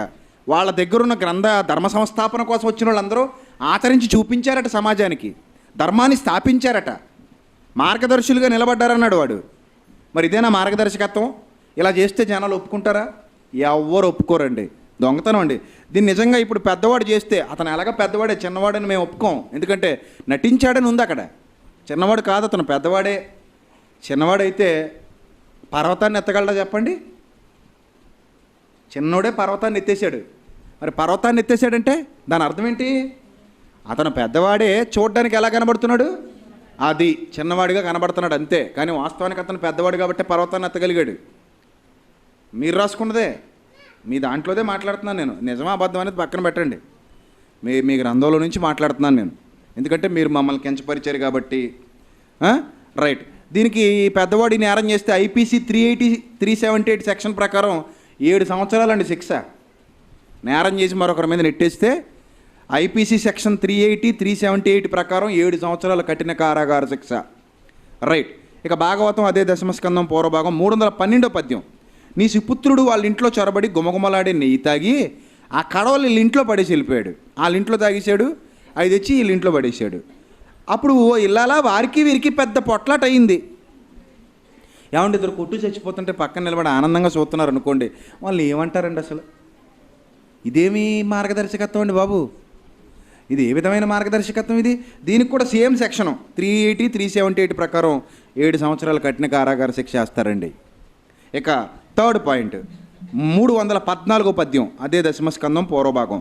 మా ఇంట చొరబడి నీ కొడుకు వెన్న తింటూ ఉంటే చూచి మా చిన్నమ్మ వెళ్ళి ఏవలకు లాగింది. మీ వాడు ఆ పడుచు పిల్లను ఒడిచి పట్టుకుని రొమ్ము మీద గోళ్లతో రక్కి పారిపోయాడు. ముఖం ఇంత చేసుకుని చూస్తున్నావు కానీ ఇవి పసిబిడ్డడి చేస్తలా. ఏమని అడిగారు వాళ్ళు? ఇవి పసిబిడ్డడి చేస్తలా అంటే యశోద పసిపిల్లడమ్మా ఆడికి ఏం తెలుసు అన్నట్టు ఏదో కవర్ చేయడానికి ట్రై చేసింది. అప్పుడు వీళ్ళు ఏమంటున్నారు? ఇవి పసిపిల్లడు చేస్తలే ఇలాంటి పాపిష్టి పనులు అని వాళ్ళు అంటున్నారు. నిజంగా ఇదే ఇప్పుడు చేస్తే, ఇప్పుడు అలాంటి పాపిష్టి పని చేస్తే ఐపీసీ 354 ప్రకారం 2 సంవత్సరాల కఠిన కారాగార శిక్ష. మన రాజ్యాంగం ప్రకారం ఏ విధమైన మార్గదర్శకత్వం ఇది నాకు చెప్పాలి. విమర్శించేస్తున్నారు మమ్మల్ని అన్నాడు. నేనేం విమర్శించానయ్యా? నేను విమర్శించట్లేదు, క్వశ్చన్ అడుగుతున్నప్పుడు నువ్వు సమాధానం చెప్పు నాకు. ఇది ఏ విధమైన మార్గదర్శకత్వమో చెప్పు చాలు. నేను క్వశ్చన్ అడుగుతున్నాను, ఇది ఏ విధమైన మార్గదర్శకత్వం చెప్పు.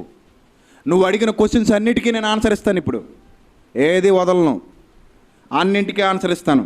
తర్వాత భాగవతం దశమస్కందం పూర్వభాగం 317వ పద్యం. మా అమ్మాయిని చూసి మీ కుర్రాడు నిన్ను దొంగతనంగా లేవ తీసుకుని పోతాను నాతో వచ్చేస్తావా అని అడిగాడట. ఏటండి ఇది? ఇటు దేవుడా? ఈ దేవుడి లక్షణాలు ఇవి? పవిత్రత కనబడుతుందా మనకి ఇందులో? ఎందుకండి సమాజాన్ని మోసగించాలి? ఒకవేళ పవిత్రత ఉంటే అది ఏ విధమైన పవిత్రతో చెప్పాలి, వాళ్ళు చెప్పాలండి. ఏమండి? దీనికి ఐపీసీ 375 క్లాజ్ 6 ప్రకారం బలప్రయోగం 7 సంవత్సరాల శిక్ష. ఏమండి? ఆ తర్వాత 318 పద్యం. ఒక యువతి తనకు పిల్లలు లేరని బాధపడుతుందట. పెళ్ళయింది కానీ పిల్లలు పుట్టలేదని బాధపడుతుంటే నన్ను మొగుడుగా చేసుకుంటే నీకు పిల్లలు పుడతారంటూ మీద పడ్డాడు. ఇవి పసివాడి పనులా? గోపికలు ఆవిడని అడుగుతున్నారండి, ఇవి పసివాడి పనులా? ఐపీసీ 497 ప్రకారం ఇలాంటి పాపిష్టి పని చేస్తే 5 సంవత్సరాల కఠిన కారాగార శిక్ష. ఏమండి అసలు ఏంటండి ఇవన్నీ? చదవటానికి చిరాకు వస్తుందండి, కానీ తప్పదండి. మరి చెప్పాలండి, జనానికి తెలియాలి కదండి. వాళ్ళ గ్రంథాల్లో ఏముందో చాలామందికి తెలియదండి, పాపం తెలియక మోసపోతున్నారండి. వాళ్ళకి చెప్పాలండి. బైబిల్ని ఇంతగా విమర్శిస్తారా మీరు? నన్ను ఏం చేసినా పర్లేదండి, నేను అసలు భయపడినండి. నిన్న డిబేట్కి వెళ్ళేప్పుడు కూడా ఒకటే అనుకున్నాను, తండ్రి ఈరోజు నాకు లాస్ట్ డేట్ అనుకుని వెళ్తే నేను ఏ విధంగా మాట్లాడతానో అదే ధైర్యంతో మాట్లాడతాను. నా టైం అయిపోతుంది అంటే నాకు ఈ రోజుతో లైఫే అయిపోతుంది అనుకుని వెళ్తాను అనుకున్నాను. అదే వేలో మాట్లాడాను అక్కడ. అందుకే నా డిబేట్ మొత్తం మీరు చూడండి, ఎక్కడ నాకు పిరికితనం కానీ, వణికిపోవటం కానీ, లేకపోతే భయం కానీ, చెమటలు పట్టేయడం కానీ ఏముండవు. ఫస్ట్ నుండి లాస్ట్ వరకు అదే కరేజ్, అదే కలేజా, ఎక్కడ తగ్గలా. ఏమండి? కానీ అక్కడ మాత్రం సేవ చచ్చిపోయి, నీరు గారిపోయి, ఎండిపోయి. రైట్. ఇక 319వ పద్యం, 319వ పద్యం. ఇది చాలా దారుణం అండి. నేను కొంచెం మీకు అర్థమయ్యే విధంగా చెప్తాను. మీ కుర్రవాడు మా అమ్మాయిని పట్టుకోబోతుంటే, ఇప్పుడు బహిష్టై ఉన్నాను, నన్ను తాకొద్దు అంటే మీ సుపుత్రుడు కొంటెగా తలోపుతూ బహిష్టైన చోటు ఏదైనా అడిగితే ఆ అమ్మాయి సిగ్గుతో చితికిపోయింది అని ప్రత్యక్షంగా రాయబడిందండి. ఎంత ఘోరం అండి ఇదంతా. ఐపీసీ 509 ప్రకారం 1 సంవత్సరం జైలు శిక్ష పడుతుంది దీనికి. అలాగే ఐపీసీ 354 ప్రకారం 2 సంవత్సరాల శిక్ష పడుతుందండి ఇలాంటి నీచ కార్యాలకి. ఇది ఏ విధమైన మార్గదర్శకత్వం అంటారు చెప్పండి? పెద్దలు ఎవరైనా దీన్ని ఒప్పుకుంటారు చెప్పండి? సంస్కారవంతులు ఎవరైనా వీటిని సమర్థిస్తారు చెప్పండి? ఏ విధంగా స్త్రీలు వీటిని గౌరవిస్తారు చెప్పండి? ఏమంటే ఇవన్నీ చాలా భయంకరమైనటువంటి పదాలుగా మనకు కనబడుతున్నాయి. ఇందులో ఆత్మీయ అర్థాలు ఏం చూపిస్తారు? ఆత్మీయ అర్థాలు ఏం చూపిస్తారు? అసలు దేవుడు లేదా పరిశుద్ధుడు లేదా పవిత్రుడు లేదా సాధువుల్ని రక్షించేవాడు లేదా ధర్మ సంస్థాపన చేయడానికి వచ్చినవాడు చిన్నతనంలో ఇలాంటి పనులు ఎంతవరకు సమర్థించాలి? ఇక 321వ పద్యం. మా ఇంట్లో మగవారు బయటికి వెళ్ళడం చూసి నీ కొడుకు రహస్యం చెప్పాలి, దగ్గరకు రమ్మని పిలిచి నీతో పొందు కావాలని అడిగాడు. ఇలాంటి వాడు ఏ యుగంలో అయినా ఉన్నాడా? వాళ్ళు వచ్చి చెప్తున్నారండి తల్లికి. దీనికి ఐపీసీ 497 ప్రకారం 5 సంవత్సరాల కఠిన కారాగార శిక్ష పడుతుంది. ఇక 325వ పద్యం. నా కొడుకు కోడలు ఏకాంతంగా గదిలో ఉంటే నీ కొడుకు ఒక పాము తెచ్చి వారి మీద పడేశాడు. ఒంటి మీద గుడ్డలు లేవని ఆలోచించకుండా వారు భయంతో బయటకు పరిగెత్తితే నీ కొడుకు హేళనగా వారిని చూసి కేకలు పెట్టాడు. చూడండి ఎలాంటి ఘోరమైన పనులు ఇవి. దీనికి ఐపీసీ 500 ప్రకారం పరువు నష్టం దావా వేయచ్చు, 2 సంవత్సరాల శిక్ష ఉంటుంది, జరిమానా కూడా ఉంటుంది. ఈరోజు ఆచరణ యోగ్యం కావండి ఇవన్నీ. ఎవరికీ మార్గదర్శకత్వం నిర్దేశించలేకపోయాడు ఆయన. 326వ పద్యం. ఒక యువతి చల్లచిలికి ఒంగోని వెనతీస్తుంటే నీ కొడుకు ఆమె వెనక భాగం నుండి వెళ్ళి చేయకూడని పనులు చేశాడు అని రాయబడింది. దీనికి ఐపీసీ 354 ప్రకారం 2 సంవత్సరాల శిక్ష పడుతుంది. ఏమండి? ఇక అదే దశమస్కందం 324వ పద్యం పేజీ నెంబర్ 69లో ఒక స్త్రీ నిద్రిస్తూ ఉంటే నీ కొడుకు ఇంత పెద్ద తేలు తెచ్చి కరిపించాడు. ఆ అమ్మాయి భయంతో బాధతో కేకలు పెడుతూ గొంతులేస్తూ ఉంటే మీ వాడు పకపకమని నవ్వాడు. ఎంత బాగా స్త్రీలను గౌరవించారండి వీళ్ళు. ఇదండి స్త్రీలను గౌరవించడం అంటే. రాశాడండి కరుణాకర్ అని ఆయన పోస్టుల్లో రాశాడు, మేము స్త్రీలను ఎంతో గౌరవించాం అన్నాడు. చాలా బాగా గౌరవించారని ఆయన. ఇంతకంటే ఎవడో స్త్రీలను గౌరవించినట్టు ఉండడు. ఎంత చక్కగా గౌరవించాడో చూడండి స్త్రీలని. అతి చిన్న వయసులో చేసినవాటండి ఇవన్నీ. పాలు దగ్గ వయసు అని కొంతమంది అంటున్నారు. ఏమండి పాలు దగ్గ వయసులో ఇలాంటి పనులు చేస్తారా పిల్లలు? చెప్పండి, ఇలాంటి పనులు చేస్తారండి? చేయరండి. అందుకే ఎదగకుండానే పెద్దవాడయ్యాడని అదే దశమస్కందం పూర్వభాగం 297 పద్యం పేజీ నెంబర్ 64లో ఉంది. అదే పూర్వభాగం 417 పద్యం పేజీ నెంబర్ 88లో కృష్ణుడు తాను చేస్తున్న లీల విషయంలో గోపజనుల మనస్సులు మరలించడానికి బాలుడు వలె నటించసాగాడని ఉంది. ఏమండి? ఇక 6వ స్కందం 113 పద్యం పేజీ నెంబర్ 399 లోకంలో జ్ఞానం కలవాడు దేనిని చేస్తాడో ఇతరులు కూడా అదే చేస్తారు అని వ్రాయబడింది. మరి జ్ఞానం గలవాడు మార్గదర్శిగా ఉండాలనుకున్నవాడు ఇలాంటి పనులు చేశాడు. వీటికి ఏ విధమైన వివరణ ఇస్తారు వాళ్ళు? వీటికి ఏ విధమైన వివరణ ఇవ్వగలరు వాళ్ళు? ఇన్ని తప్పులు వాళ్ళ గ్రంథాల్లో పెట్టుకొని బైబిల్ని ఏమన్నాడండి అక్కడ? చెప్పండి, ఏమన్నాడు? సెక్స్ బుక్ అన్నాడు, సైన్స్ లేదన్నాడు. తప్పు కాదా? తప్పే. అది మీరు తెరల మీద చూస్తున్నారు. ఆ షాట్ చూడండి తెరల మీద. ఆ కరుణాకర్ అనేవాడు పెట్టిన ఆ స్క్రీన్ షాట్ మీకు చూపిస్తున్నాను, అతని టైం లైన్లోనిది. ఏమండి ఇదంతా ఏంటి మరి? ఇది సెక్స్ కాదా? ఇవన్నీ నీచమైన పదాలు కావా? ఇవన్నీ స్త్రీలను అగౌరవపరిచే సందర్భాలు కావా? ఇవన్నీ నీచమైన మాటలు కావా? ఫ్యామిలీ అంతా ప్రశాంతంగా కూర్చుని ఇవి చర్చించుకోగలరా? పిల్లల మధ్య ఏమండి నేను వాళ్ళని అడుగుతున్నానండి, మీ చంటి పిల్లలకు ఇవి చెప్పగలరా? లేదా మీకు వయసులో ఉన్న పిల్లలకి ఇవి చెప్పగలరా? పదే పదే పదే పదే ప్రతిరోజు కూర్చున్నప్పుడు, నడుస్తున్నప్పుడు, మాట్లాడుతున్నప్పుడు, పడుకున్నప్పుడు, లేచినప్పుడు. ద్వితీయోపదేశకాండం 6:6లో ప్రభు చెప్తారు, నీ పిల్లలకు ధర్మశాస్త్ర విధులు నేర్పించమని. ఇవి ఎలాంటివి నేర్పించడానికి అవకాశం ఉంటుందా? ఇదిరా బాబు మనకు మార్గదర్శకత్వం, మన మార్గదర్శకుడు ఇలా చేశాడు అని చెప్పడానికి ఏమైనా అవకాశం ఉందా? లేదండి. కాబట్టి ఈ సందర్భాలన్నీ ఆలోచించాలని మరొకసారి మీ అందరికీ జ్ఞాపకం చేస్తున్నాను. నీకు ఎప్పుడు కూడానండి అతను ఏమన్నాడంటే, అసలు ఆయన ఎవరితోనూ శారీరక సంబంధం పెట్టుకోలేదన్నాడు. వెంటనే నేను క్వశ్చన్ అడిగాను. ఆ క్వశ్చన్ ఏంటో తెలుసా? 1,60,000 మంది పిల్లలు, 1,61,000 మంది పిల్లలు, 2 సందర్భాలు రాయబడ్డాయి. ఇక మిగిలిన 8 మంది భార్యలకి 80 మంది పిల్లలు, 80 మంది పిల్లలు. అంటే మొత్తం మీద 1,61,080 మంది పిల్లలు. అతను బతికిన కాలం ఎంతో తెలుసా? 125 సంవత్సరాలు. 125 సంవత్సరాల్లో 1,61,080 మంది పిల్లలు పుడతారా? ఏదో రాసేసుకున్నారు అందులో. రైట్. ఇప్పుడు ఆ పిల్లలు ఎలా పుట్టారు చెప్పండి అని అడిగాను నేను డిబేట్లో. సంభోగం జరగకుండా పిల్లలు ఎలా పుట్టారు చెప్పండి. మాట్లాడలేదు. దీనికి వాళ్ళు ఏమని సాక్ష్యం ఇస్తారో తెలుసండి? ఏమండి, ఇప్పుడు మీకు ఒక పండితుడిని చూపిస్తానండి, హైందవ పండితుడిని, ముసలాయన, పెద్ద ఆయన. ఆ పెద్ద ఆయన ఏమని చెప్తాడు తెలుసండి? అసలు కృష్ణుడు ఎవరితోనూ సంభోగమే చేయలేదు అంటాడండి. దానికి ఒక నెమలి కథ వాడుకుంటాడు, పెట్ట కథ. ఆ నెమలి కథ ఏంటో ఒక్కసారి మీరు వినండి, బయట ఉన్న వాళ్ళు తెరల మీద చూడండి. అతని చేష్టలను ఏదో అంటాం, రాసలీల, గోపికా వస్త్రాపహరణం, ఇలాంటివి కొన్ని చూపెట్టుకొని అతన్ని జారుడని, అతన్ని చోరుడని, అతన్ని స్త్రీలోలుడని విమర్శించే వారి అందరి నోళ్లకు తాళం నెమలిపించాం.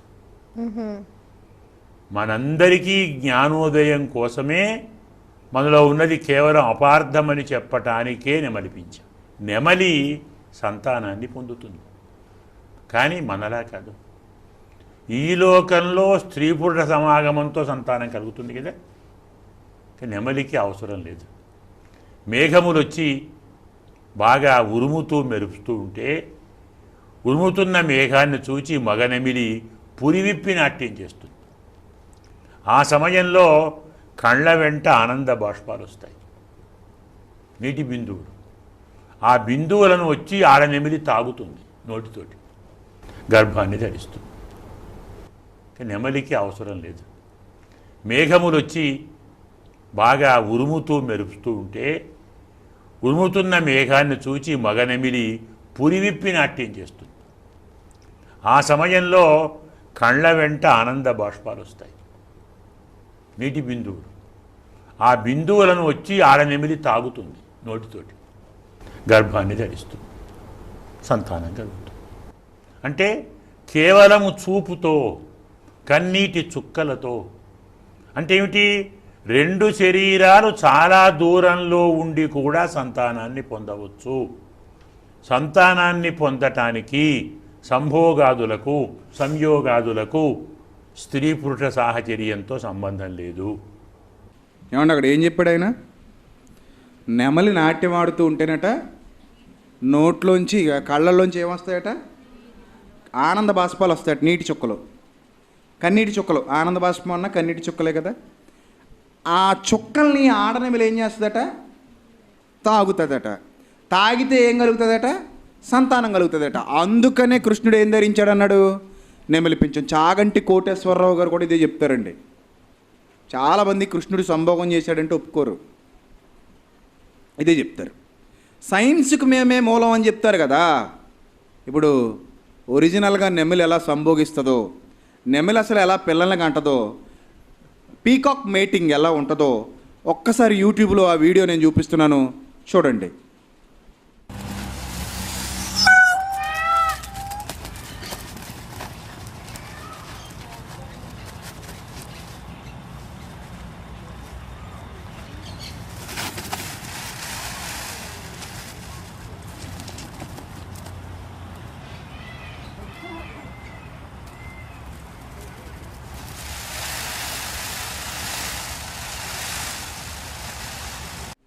ఏమండి, సాధారణంగా కోళ్ళు, కోడిపుంజులు, కోడిపెట్టలు ఎలా ఉంటాయో ఈ నెమలి, ఆడ నెమలి, మగ నెమలి కూడా అలాగే సంపర్కం ఉంటుంది వాటి మధ్య.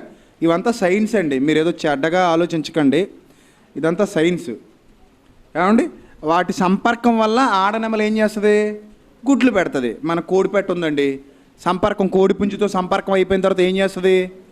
గుడ్లు పెడుతుంది. ఆ గుడ్లు మళ్ళీ ఏం చేస్తుంది? పొదుగుతుంది. గుడ్లు పొదిగిన తర్వాత కోడి పిల్లలు వస్తాయి. సేమ్ విధానం. ఆడనెమలి, మగనెమలి సంపర్కం జరిగిన తర్వాత ఆడనెమలి గుడ్లు పెడుతుంది. గుడ్లు పెట్టాక ఆ గుడ్లు ఏమవుతాయి? పిల్లలు అవుతాయి. అది విధానం అండి. దానికి ఇమేజెస్ కూడా ఉన్నాయి మన దగ్గర.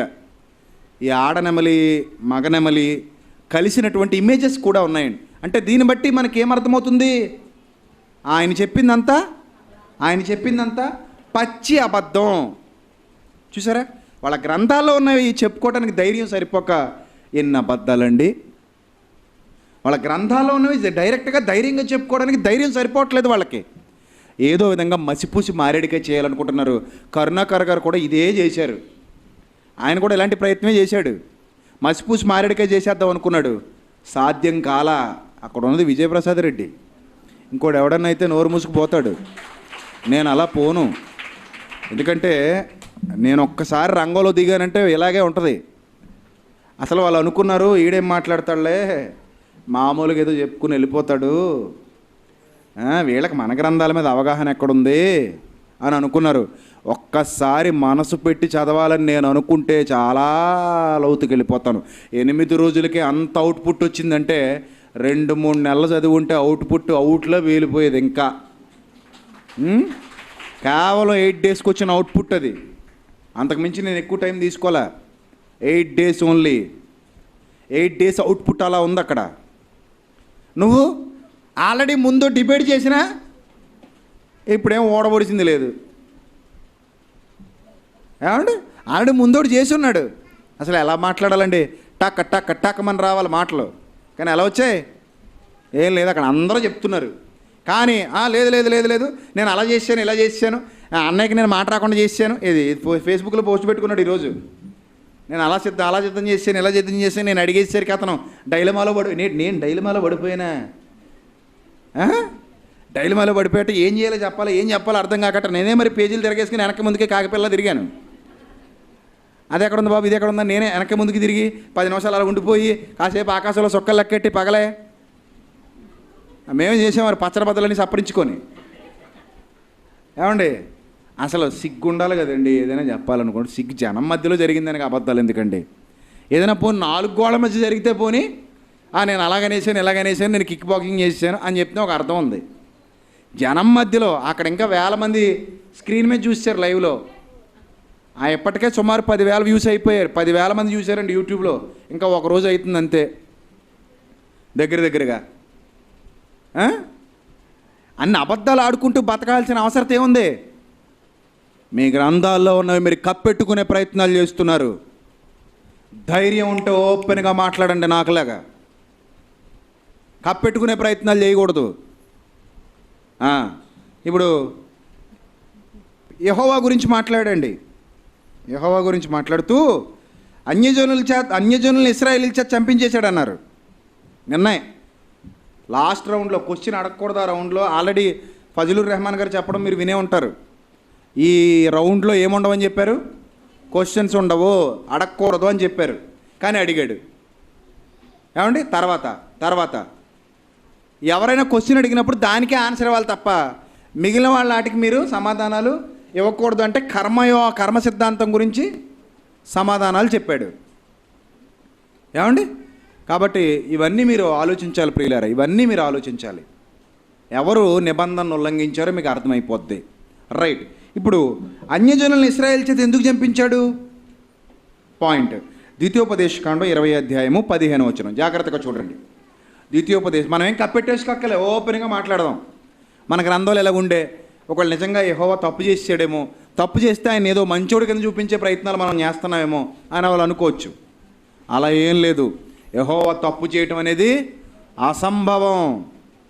ఆయన పరిశుద్ధుడు. ఆయన ఏనాడు తప్పు చేయడు. ఆయన యథార్థవంతుడు, ఆయన నీతిమంతుడు. దేవదూతలో చెప్తున్న యెహోవా పరిశుద్ధుడు పరిశుద్ధుడు పరిశుద్ధుడు అని. ఏమండి, యెషయా 45:24 ఆయన నీతి గలవాడని రాయబడిందండి. యోబు 34:10 ఆయన అన్యాయము చేయుట అసంభవము అని రాయబడింది. అసంభవము. ఏమండి, కాబట్టి ఆయన పరిశుద్ధుడు అనే వాస్తవాన్ని మనం ఏనాడు గ్రహించాం. ఇప్పుడు ద్వితీయోపదేశకాండం 20:15 ఊపిరిగల దేనిని బ్రతుకనీయకూడదు, ఊపిరిగల దేనిని మీరు వారిలో బ్రతుకనీయకూడదు, వారు తమ దేవతల విషయమై హేయ కృత్యములు చేసిరి. ఏమండి, హేయ కృత్యములు చేసిరి. ఏమండి, ఇక ద్వితీయోపదేశకాండం 9:4 ఏదో ఇశ్రాయేలు గొప్పవారిని మిగిలిన వారంతా చెడ్డవారిని లేదా మంచివారైనా సరే దేవుడు పక్షపాతం చూపించాడు అనుకోకుండా ఆయన అసలు వాళ్ళని ఎందుకు ఏర్పరచుకుని వీళ్ళని వెళ్ళగొట్టి వాళ్ళకి ఇస్తున్నాడో చెప్తున్నాడు. చూడండి, ద్వితీయోపదేశకాండం 9:4 ఇశ్రాయేలుని ఎందుకు వెళ్ళగొడుతున్నాడో, ఇశ్రాయేలుని ఎందుకు పంపించి ఆ అన్యజనులను ఎందుకు వెళ్ళగొడుతున్నాడో దేవుడు చెప్తున్నాడండి. చూద్దామండి, ద్వితీయోపదేశకాండం 9:4 చదవండి. మీ దేవుడైన యెహోవా నీ ఎదుట నుండి వారిని తోలివేసిన తర్వాత మీరు ఈ దేశమును స్వాధీనపరుచుకున్నట్లుగా యెహోవా నా నీతిని బట్టి నన్ను ప్రవేశపెట్టినను అనుకొనవద్దు. ఎందుకు వాళ్ళని ఆ జనముల్ని చంపమనను తెలుసా? ఎందుకు వాళ్ళని నిర్మూలన చేయమనను తెలుసా? ఎందుకు అన్యజనులను తరిమేమనను తెలుసా? ఊపిరిగల దేన్ని బతకనివద్దని ఎందుకు చెప్పానో తెలుసా? ఈ జనముల చెడుతనమును బట్టి యెహోవా నీ ఎదుట నుండి వారిని వెళ్ళగొట్టుచున్నాడు. నీవు వారి దేశమునకు వచ్చి దాన్ని స్వాధీనపరుచుకున్నటకు నీ నీతి అయినను నీ హృదయ యథార్థత అయినను హేతువు కాదు. ఈ జనముల చెడుతనమును బట్టి యెహోవా నీ పితరులైన అబ్రహాము ఇస్సాకు యాకోబులతో ప్రమాణము చేసిన మాటను స్థాపించుటకై నీ దేవుడైన యెహోవా వారిని నీ ఎదుట నుండి వెళ్ళగొట్టుచున్నాడు. అంటే వాళ్ళందరూ ఏం చేస్తున్నారట? చెడుతనం. అర్థమవుతుందా? వాళ్ళని ఎందుకు చంపమన్నాడు దేవుడు? చెడుతనము చేశారు కాబట్టి.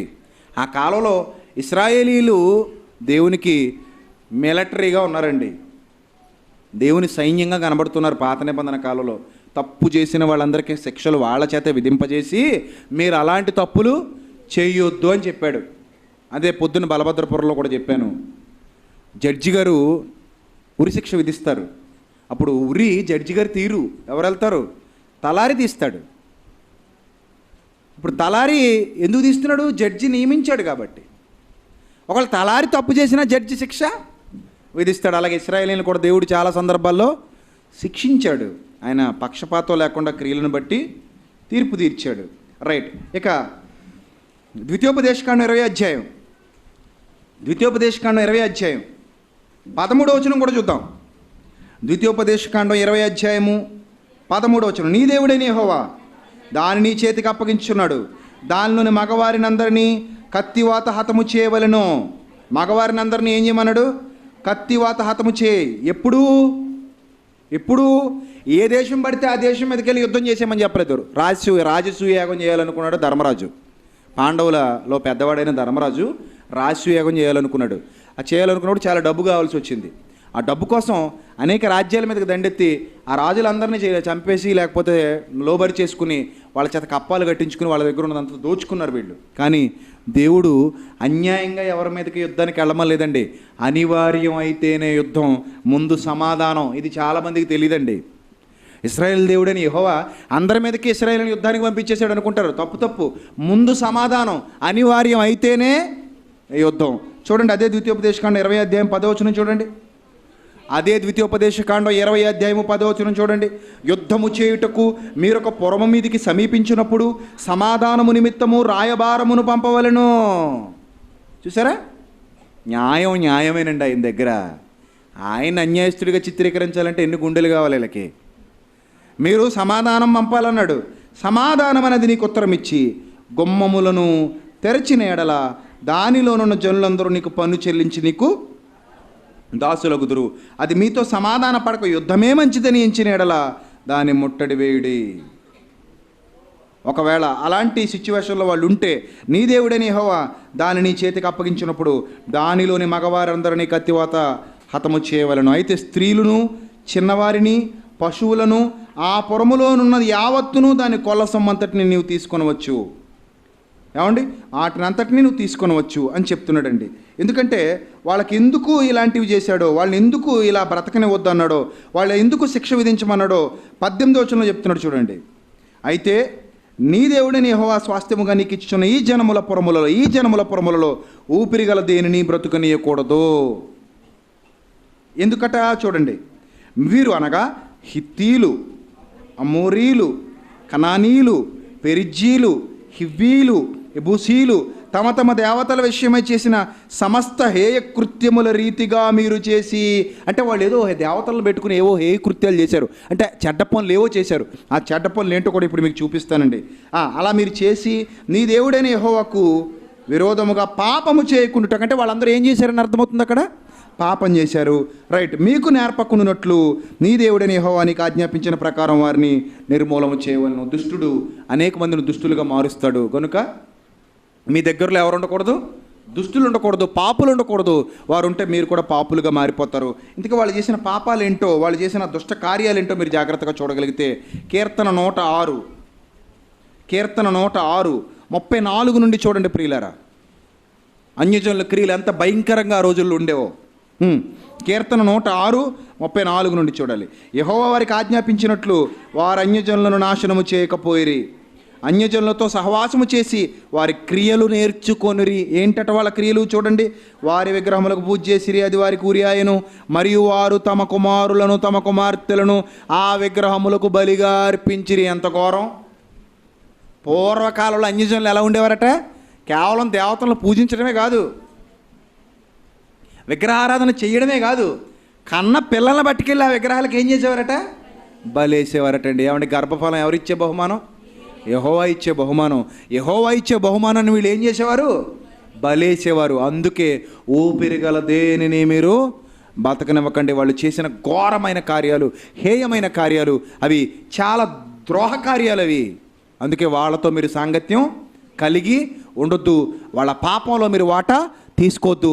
నేను పరిశుద్ధుని కనుక మీరు కూడా ఎలా ఉండాలి, పరిశుద్ధులై ఉండాలి అని చెప్పాడండి. ఏమండి ఇంత చక్కగా తర్వాత చూడండి 38 వచనం. నిరపరాధ రక్తం అనగా తమ కుమారుల రక్తము తమ కుమార్తెల రక్తము ఒలికించిరి, కనాను దేశపు వారి బొమ్మలకు వారిని బలిగా అర్పించిరి. ఆ రక్తము వలన దేశం అపవిత్రమాయను, తమ క్రియల వలన వారు అపవిత్రులైరి, తమ నడవడిలో వ్యభిచరించిన వారైరి. అంటే వాళ్ళు ఏమేం చేసేవారట, వ్యభిచారాలు కూడా చేసేవారండి. వావి వరసలు ఉండేవి కావు వాళ్ళకి. వ్యభిచారాలు, నరహత్యలు, పిల్లల బలులు, ఘోరమైన కార్యక్రమాలు వారు చేసుకుంటూ పోయేవారు. అలాంటి వారిని చూసి దేవుడు వాళ్ళకి శిక్ష విధించమని చెప్పాడు. ముందు వాళ్ళకి బుద్ధి చెప్పాడు, వాళ్ళ వినని పక్షంలో వాళ్ళకి ఏం చేయమన్నాడు, శిక్ష విధించమన్నాడు.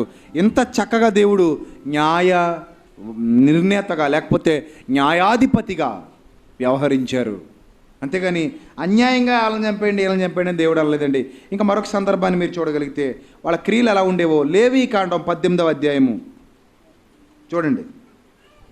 లేవీకాండం 18వ అధ్యాయము 6 నుంచి కొన్ని ధర్మాలు చెప్తున్నాడండి. 6 నుంచి కొన్ని ధర్మాలు చెప్తున్నాడు చూడండి. ఏంటవి? లేవీకాండం 18వ అధ్యాయము 6 నుంచి 23 వరకు చాలా ధర్మాలు చెప్తాడండి. నియమావళి ఉంటుందండి, లైంగిక నియమావళి. ఆ నియమావళి నేను క్లుప్తంగా మీకు చెప్పేస్తానని చూడండి. మీలో ఎవరునూ మీ రక్త సంబంధుల మానాచ్ఛాదనం తీయుటకు వారిని సమీపించకూడదు. నీ తండ్రికి మానాచ్ఛాదనం, నీ తల్లి మానాచ్ఛాదనం తీయకూడదు. ఏమండి? అలాగే ఇంట్లో పుట్టిన వెలుపట్టు పుట్టిన నీ తండ్రి కుమార్తె యొక్క నీ తల్లి కుమార్తె యొక్క మానాచ్ఛాదనం తీయకూడదు. 10వ వచనం, నీ కుమారుని కుమార్తె మానాచ్ఛాదనం తీయకూడదు. ఏమండి? ఇలా అంటే మీ లైంగిక నీతి ఎలా ఉండాలి అనే అంశం మీద ఎన్నో సందర్భాలు చెప్పుకుంటూ వచ్చాడు. ఇవన్నీ నేను కుక్కలున్నాయి జాగ్రత్త అనే అంశంలో ఇవన్నీ మాట్లాడాను, మీ అందరికీ తెలిసివి. ఏమండి? ఇక కిందకు చూడండి 22 స్త్రీ సైన్యము వలె పురుష సైన్యము కూడదు, అది హేయము. ఏ జంతువునందు నీ స్ఖలనం చేసి దాని వలన అపవిత్రత కలుగు చేసుకోకూడదు. జంతువు స్త్రీని పొందినట్లు ఆమె దాని ఎదుట నిలవరాదు, అది విపరీతము. ఏమండి? అని 24 వచ్చేలో ఒక వండర్ఫుల్ పాయింట్ చెప్తున్నాడు. 6 నుంచి 23 వరకు మీరు ఇంటికి వెళ్ళక చదవండి. అవన్నీ ధర్మాలు విధించాడు, ఇలా ఉండకూడదని చెప్పాడు. 24లో ఏం చెప్తున్నాడు చూడండి. వీటిలో దేని వలనను అపవిత్రత కలుగు చేసుకొనకూడదు అని నేను మీ ఎదుట నుండి వెళ్ళగొట్టుచున్న జనములు నేను మీ ఎదుట నుండి వెళ్ళగొట్టుచున్న జనములు వీటన్నిటి వలన అపవిత్రులైరి. అంటే 6 నుంచి 23 వరకు వ్రాయబడినటువంటి కార్యాలన్నీ ఎవరు చేస్తున్నారట? చెప్పండి, ఎవరు చేస్తున్నారు? అన్యజనులు చేస్తున్నారు. కనుకనే దేవుడు వాళ్ళని ఏం చేయమన్నాడు? వాళ్ళని చంపేయండి, వాళ్ళు బతకటానికి వీల్లేదు, వాళ్ళ ద్రోహులు, వాళ్ళు దౌర్భాగ్యులు, వాళ్ళు ఎంత ఘోరమైన కార్యాలు చేశారు. కాబట్టి నేను జడ్జిగా తీర్పు తీరుస్తున్నాను. ఇశ్రాయేలీయులారా, మీరు తలారిలుగా ఉండండి, వెళ్ళండి, వాళ్ళని ఏం చేయాలి? చంపండి, శిక్ష విధించండి అని పంపించాడు. అంటే వీళ్ళ ద్వారా వాళ్ళకి ఏం చేశాడు? శిక్షలు విధింపజేశాడు. అదండి అసలు శిక్షలైన దుష్ట శిక్షణ అంటే పాత కాలంలో జరిగింది. వాళ్ళకి శిక్షలు విధింపజేశాడు. అంతేగాని ఏదో వాళ్ళు ఏ తప్పు చేయకుండా వాళ్ళని శిక్షించమని, ఇశ్రాయేలు పక్షపాతిగా వ్యవహరించి అన్యజనులందరినీ చంపేమని దేవుడు ఎక్కడా మాట్లాడలేదండి. ఆయన పరిశుద్ధుడండి. పరిశుద్ధుడిని నమ్ముకున్నందుకు నేను చాలా గర్వపడుతున్నానండి. అందుకే నేను నా మార్గాన్ని ఏంటో, నేను నా మార్గాన్ని తెలుసుకున్నాను. నేను అది కూడా చెప్పాను నిన్న అక్కడ. ఒకప్పుడు నేను ఎలా ఉన్నాను, ఇప్పుడు నేను సత్యంలోకి వచ్చాను. ఒకప్పుడు నేను హైందవుణ్ణి, హిందూ ధర్మంలో ఉన్నవాడిని, కానీ ఈ గ్రంథాల్లో ఉన్న సందర్భాలు నాకు నచ్చలేదు. కనుకనే వాస్తవ పరిశీలనకై నేను క్రీస్తుని ఆశ్రయించాను. క్రీస్తు నాకు రక్షకుడిగా కనబడ్డాడు. ఆయన పవిత్రత నాకు రక్షణనిచ్చేదిగా గ్రహించగలిగాను. కనుకనే ఆయన్ని వెంబడిస్తున్నాను, ఆయన కొరకు బ్రతుకుతున్నాను, ఆయన చెప్పిన మాటల ప్రకారంగా నడుచుకోవటానికి ఇష్టపడుతున్నాను. అది నేను ఎప్పుడూ చెప్తాను. నేను అందుకే హైందవ ధర్మాన్ని వదిలేశాను, నాకు నచ్చలేదు. ఏమంటే ఇలాంటి కార్యాలన్నీ చేయొద్దు అని దేవుడు అన్యజనులకు చెప్పాడు, వాళ్ళు వినలేదండి, అందుకే శిక్షలు విధించాడు. ఇక అదే లేవికాండ 20 అధ్యాయము 22-23 వచనాలు కూడా చూద్దాం. అదే లేవికాండ 20 అధ్యాయము 22-23 వచనాలు. కాబట్టి మీరు నివసించినట్లు నేను ఏ దేశమునకు మిమ్మల్ని తీసుకొని పోవచ్చున్నానో ఆ దేశం మిమ్మల్ని కక్కివేయకున్నట్లు మీరు నా కట్టడలన్నిటినీ నా విధులన్నిటినీ అనుసరించి నడుచుకోవాలి. నేను మీ ఎదుటి నుండి వెళ్ళగొట్టుచున్న జనముల ఆచారములను బట్టి నడుచుకొనకూడదు. వారు అట్టి క్రియలని చేసి తిరిగి గనుక నేను వారి యందు అసహ్యపడితిని. లేకపోతే అసహ్య పాడను. వాళ్ళు మంచోళ్ళు అయితే నేను నా హక్కున చేర్చుకుందును. ఏమండి, దేవుడు అన్యజనులను ఏం వదిలేలేదండి. మీకు ఒక వండర్ఫుల్ పాయింట్ చూపించమంటారా? నిర్గమాకాండంలో ఒక అద్భుతమైన సందర్భం ఉందండి. నిర్గమాకాండంలో ఒక అద్భుతమైన సందర్భం ఉంది. ఆ సందర్భం చూస్తే చాలా ఆశ్చర్యం కలుగుతుందండి. నిర్గమాకాండం 12వ అధ్యాయం, నిర్గమాకాండం 12వ అధ్యాయము 37వ వచనం. నిర్గమాకాండం 12వ అధ్యాయము 37వ వచనం. అప్పుడు ఇశ్రాయేలీలు రామశేసు నుండి సుక్కోతుకు ప్రయాణమైపోయిరి. వారు పిల్లలుగాక కాల్బలము 6 లక్షల వీరులు. ఇక 38వ వచనం అందరూ అండర్లైన్ చేసుకోండి, చాలామందికి ఈ విషయం తెలియదు. ఐగుప్తులో నుండి కేవలం ఇశ్రాయేలీలే వచ్చారనుకుంటారు. ఐగుప్తులో నుండి ఇశ్రాయేలీలతో పాటు చాలామంది అన్యజనులు వచ్చారండి. చూడండి, ఆ మాట రాయబడింది 38వ వచనం. అనేకులైన అన్యజనుల సమూహమును, చూసారా, అనేకులైన అన్యజనుల సమూహమును, గొర్రెలు ఎద్దులు మొదలైన పశువుల గొప్ప మందయు వారితో కూడా బయలుదేరెను. చూసారా, అంటే అన్యజనులు కూడా ఎవరితో పాటు కలిసి వచ్చేసారు? ఇశ్రాయేలీలతో పాటు కలిసి వచ్చారండి. అంటే అక్కడే ఆయన సంకల్పం ఏంటి? నాకు అందరూ కావాలి. నీతిగా బ్రతికితే ఏ జనాన్నైనా ఆయన కోరుకున్నాడు. నీతిగా బ్రతకని జనానికే శిక్ష విధించాడు. వారు చేసినటువంటి ద్రోహ కార్యాలకే వారు శిక్ష పొందుకున్నారు తప్ప మంచి వాళ్ళని ఎప్పుడూ దేవుడు చంపలేదండి. మంచి వాళ్ళకి ఎప్పుడు శిక్ష విధించలేదు. కాబట్టి ఇక్కడ అన్యాయంగా చంపించాడనే మాట అబద్ధం. కరుణాకర్ చెప్పింది అన్యాయంగా చంపించాడనే మాట అబద్ధం. ఇంకా మీవాడు చంపించాడు. అనవసరంగా వాళ్ళందరికీ మందు పోయించి మత్తెక్కించి ఉత్తిన ఒకరినొకరు పొడుచుకుని చంపుకోలేదు చేశాడు. భూభారం తగ్గించడానికి ఆయనే దిగి రావాలా చెప్పండి? ఒక చిన్న భూకంపం కలిగితే ఏమైపోద్ది? భూభారం తగ్గిపోద్ది. అయినా భూమి ఎందుకు వెళ్ళి మొర పెట్టుకోవాలండి? ఒకసారి ఇలా అందంటే భూకంపం, అంతే కదా. భూమి వెళ్ళి మొర పెట్టుకునే పని ఏముందండి? భూభారం పెరిగిపోయింది, మొయ్యలేకపోతుంది అనుకోండి, అలా షేక్ అయింది అనుకో, ఏమైపోద్ది? మొత్తం అందరూ అయిపోతారు. రెక్టర్ స్కేల్ మీద ఏ 9, 10 చూపించింది అనుకోండి భూకంపం, అందరూ అయిపోతారు. ఇంకెళ్ళి మొర్రు పెట్టుకోవాల్సిన అవసరం ఏమీ లేదండి. కాబట్టి రాయబడిన సంగతులు వాస్తవ పరిశీలన కోసం నేను మీ అందరికీ చెప్పడం జరుగుతుంది. కారణం వాళ్ళు బైబిల్ని విమర్శిస్తున్నారు కాబట్టి బైబిల్లో లేనివి ఉన్నవి కలిపి చెరిపి ఆ క్రైస్తవుల విశ్వాసాలు దెబ్బతీస్తున్నారు కనుక వారికి నేను సమాధానాలు ఇస్తున్నాను. వచ్చే వారం మరిన్ని ప్రశ్నలకు నేను సమాధానాలు ఇస్తాను. ఇంకా చాలా విషయాలు ఉన్నాయి, వాటన్నిటికీ నేను సమాధానాలు ఇస్తాను. వీటి మీద తొందరలోనే పుస్తకం రిలీజ్ చేస్తాను. మీ అనుదిన ప్రార్థనలో వీటి విషయమే జ్ఞాపకం చేసుకోండి. ఒకవేళ దేవుడి చిత్తమైతే ఎదురాడు వారికి మారు మనస్సు అనుగ్రహించాలని ప్రార్థన చేయండి. తలలు వంచండి, ప్రార్థన చేసుకుందాం.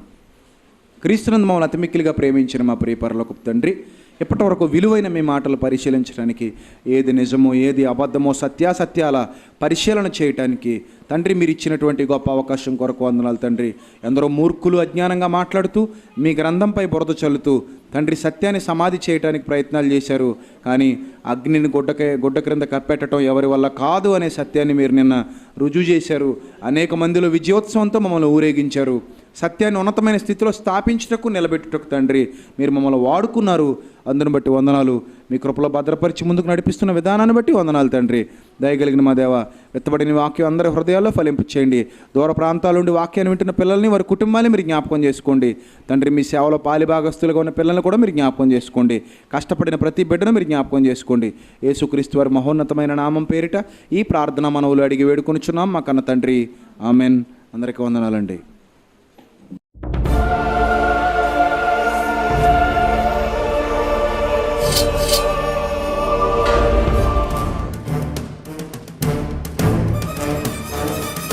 ఆది నీవే, అంతం నీవే, ప్రభవం నీవే, ప్రళయం నీవే, అల్ఫయు నీవే, ఓమెఘయు నీవే, విలయం నీవే, స్థిర నిలయం నీవే. గగనం భువనం సకలం నీవే, జగతిని నడిపే జ్యోతివి నీవే. సమరం అమరం సర్వము నీవే, అన్ని నామాలు ప్రణమిల్లే సర్వోన్నత నామం నీవే, సర్వోన్నత నామం నీవే.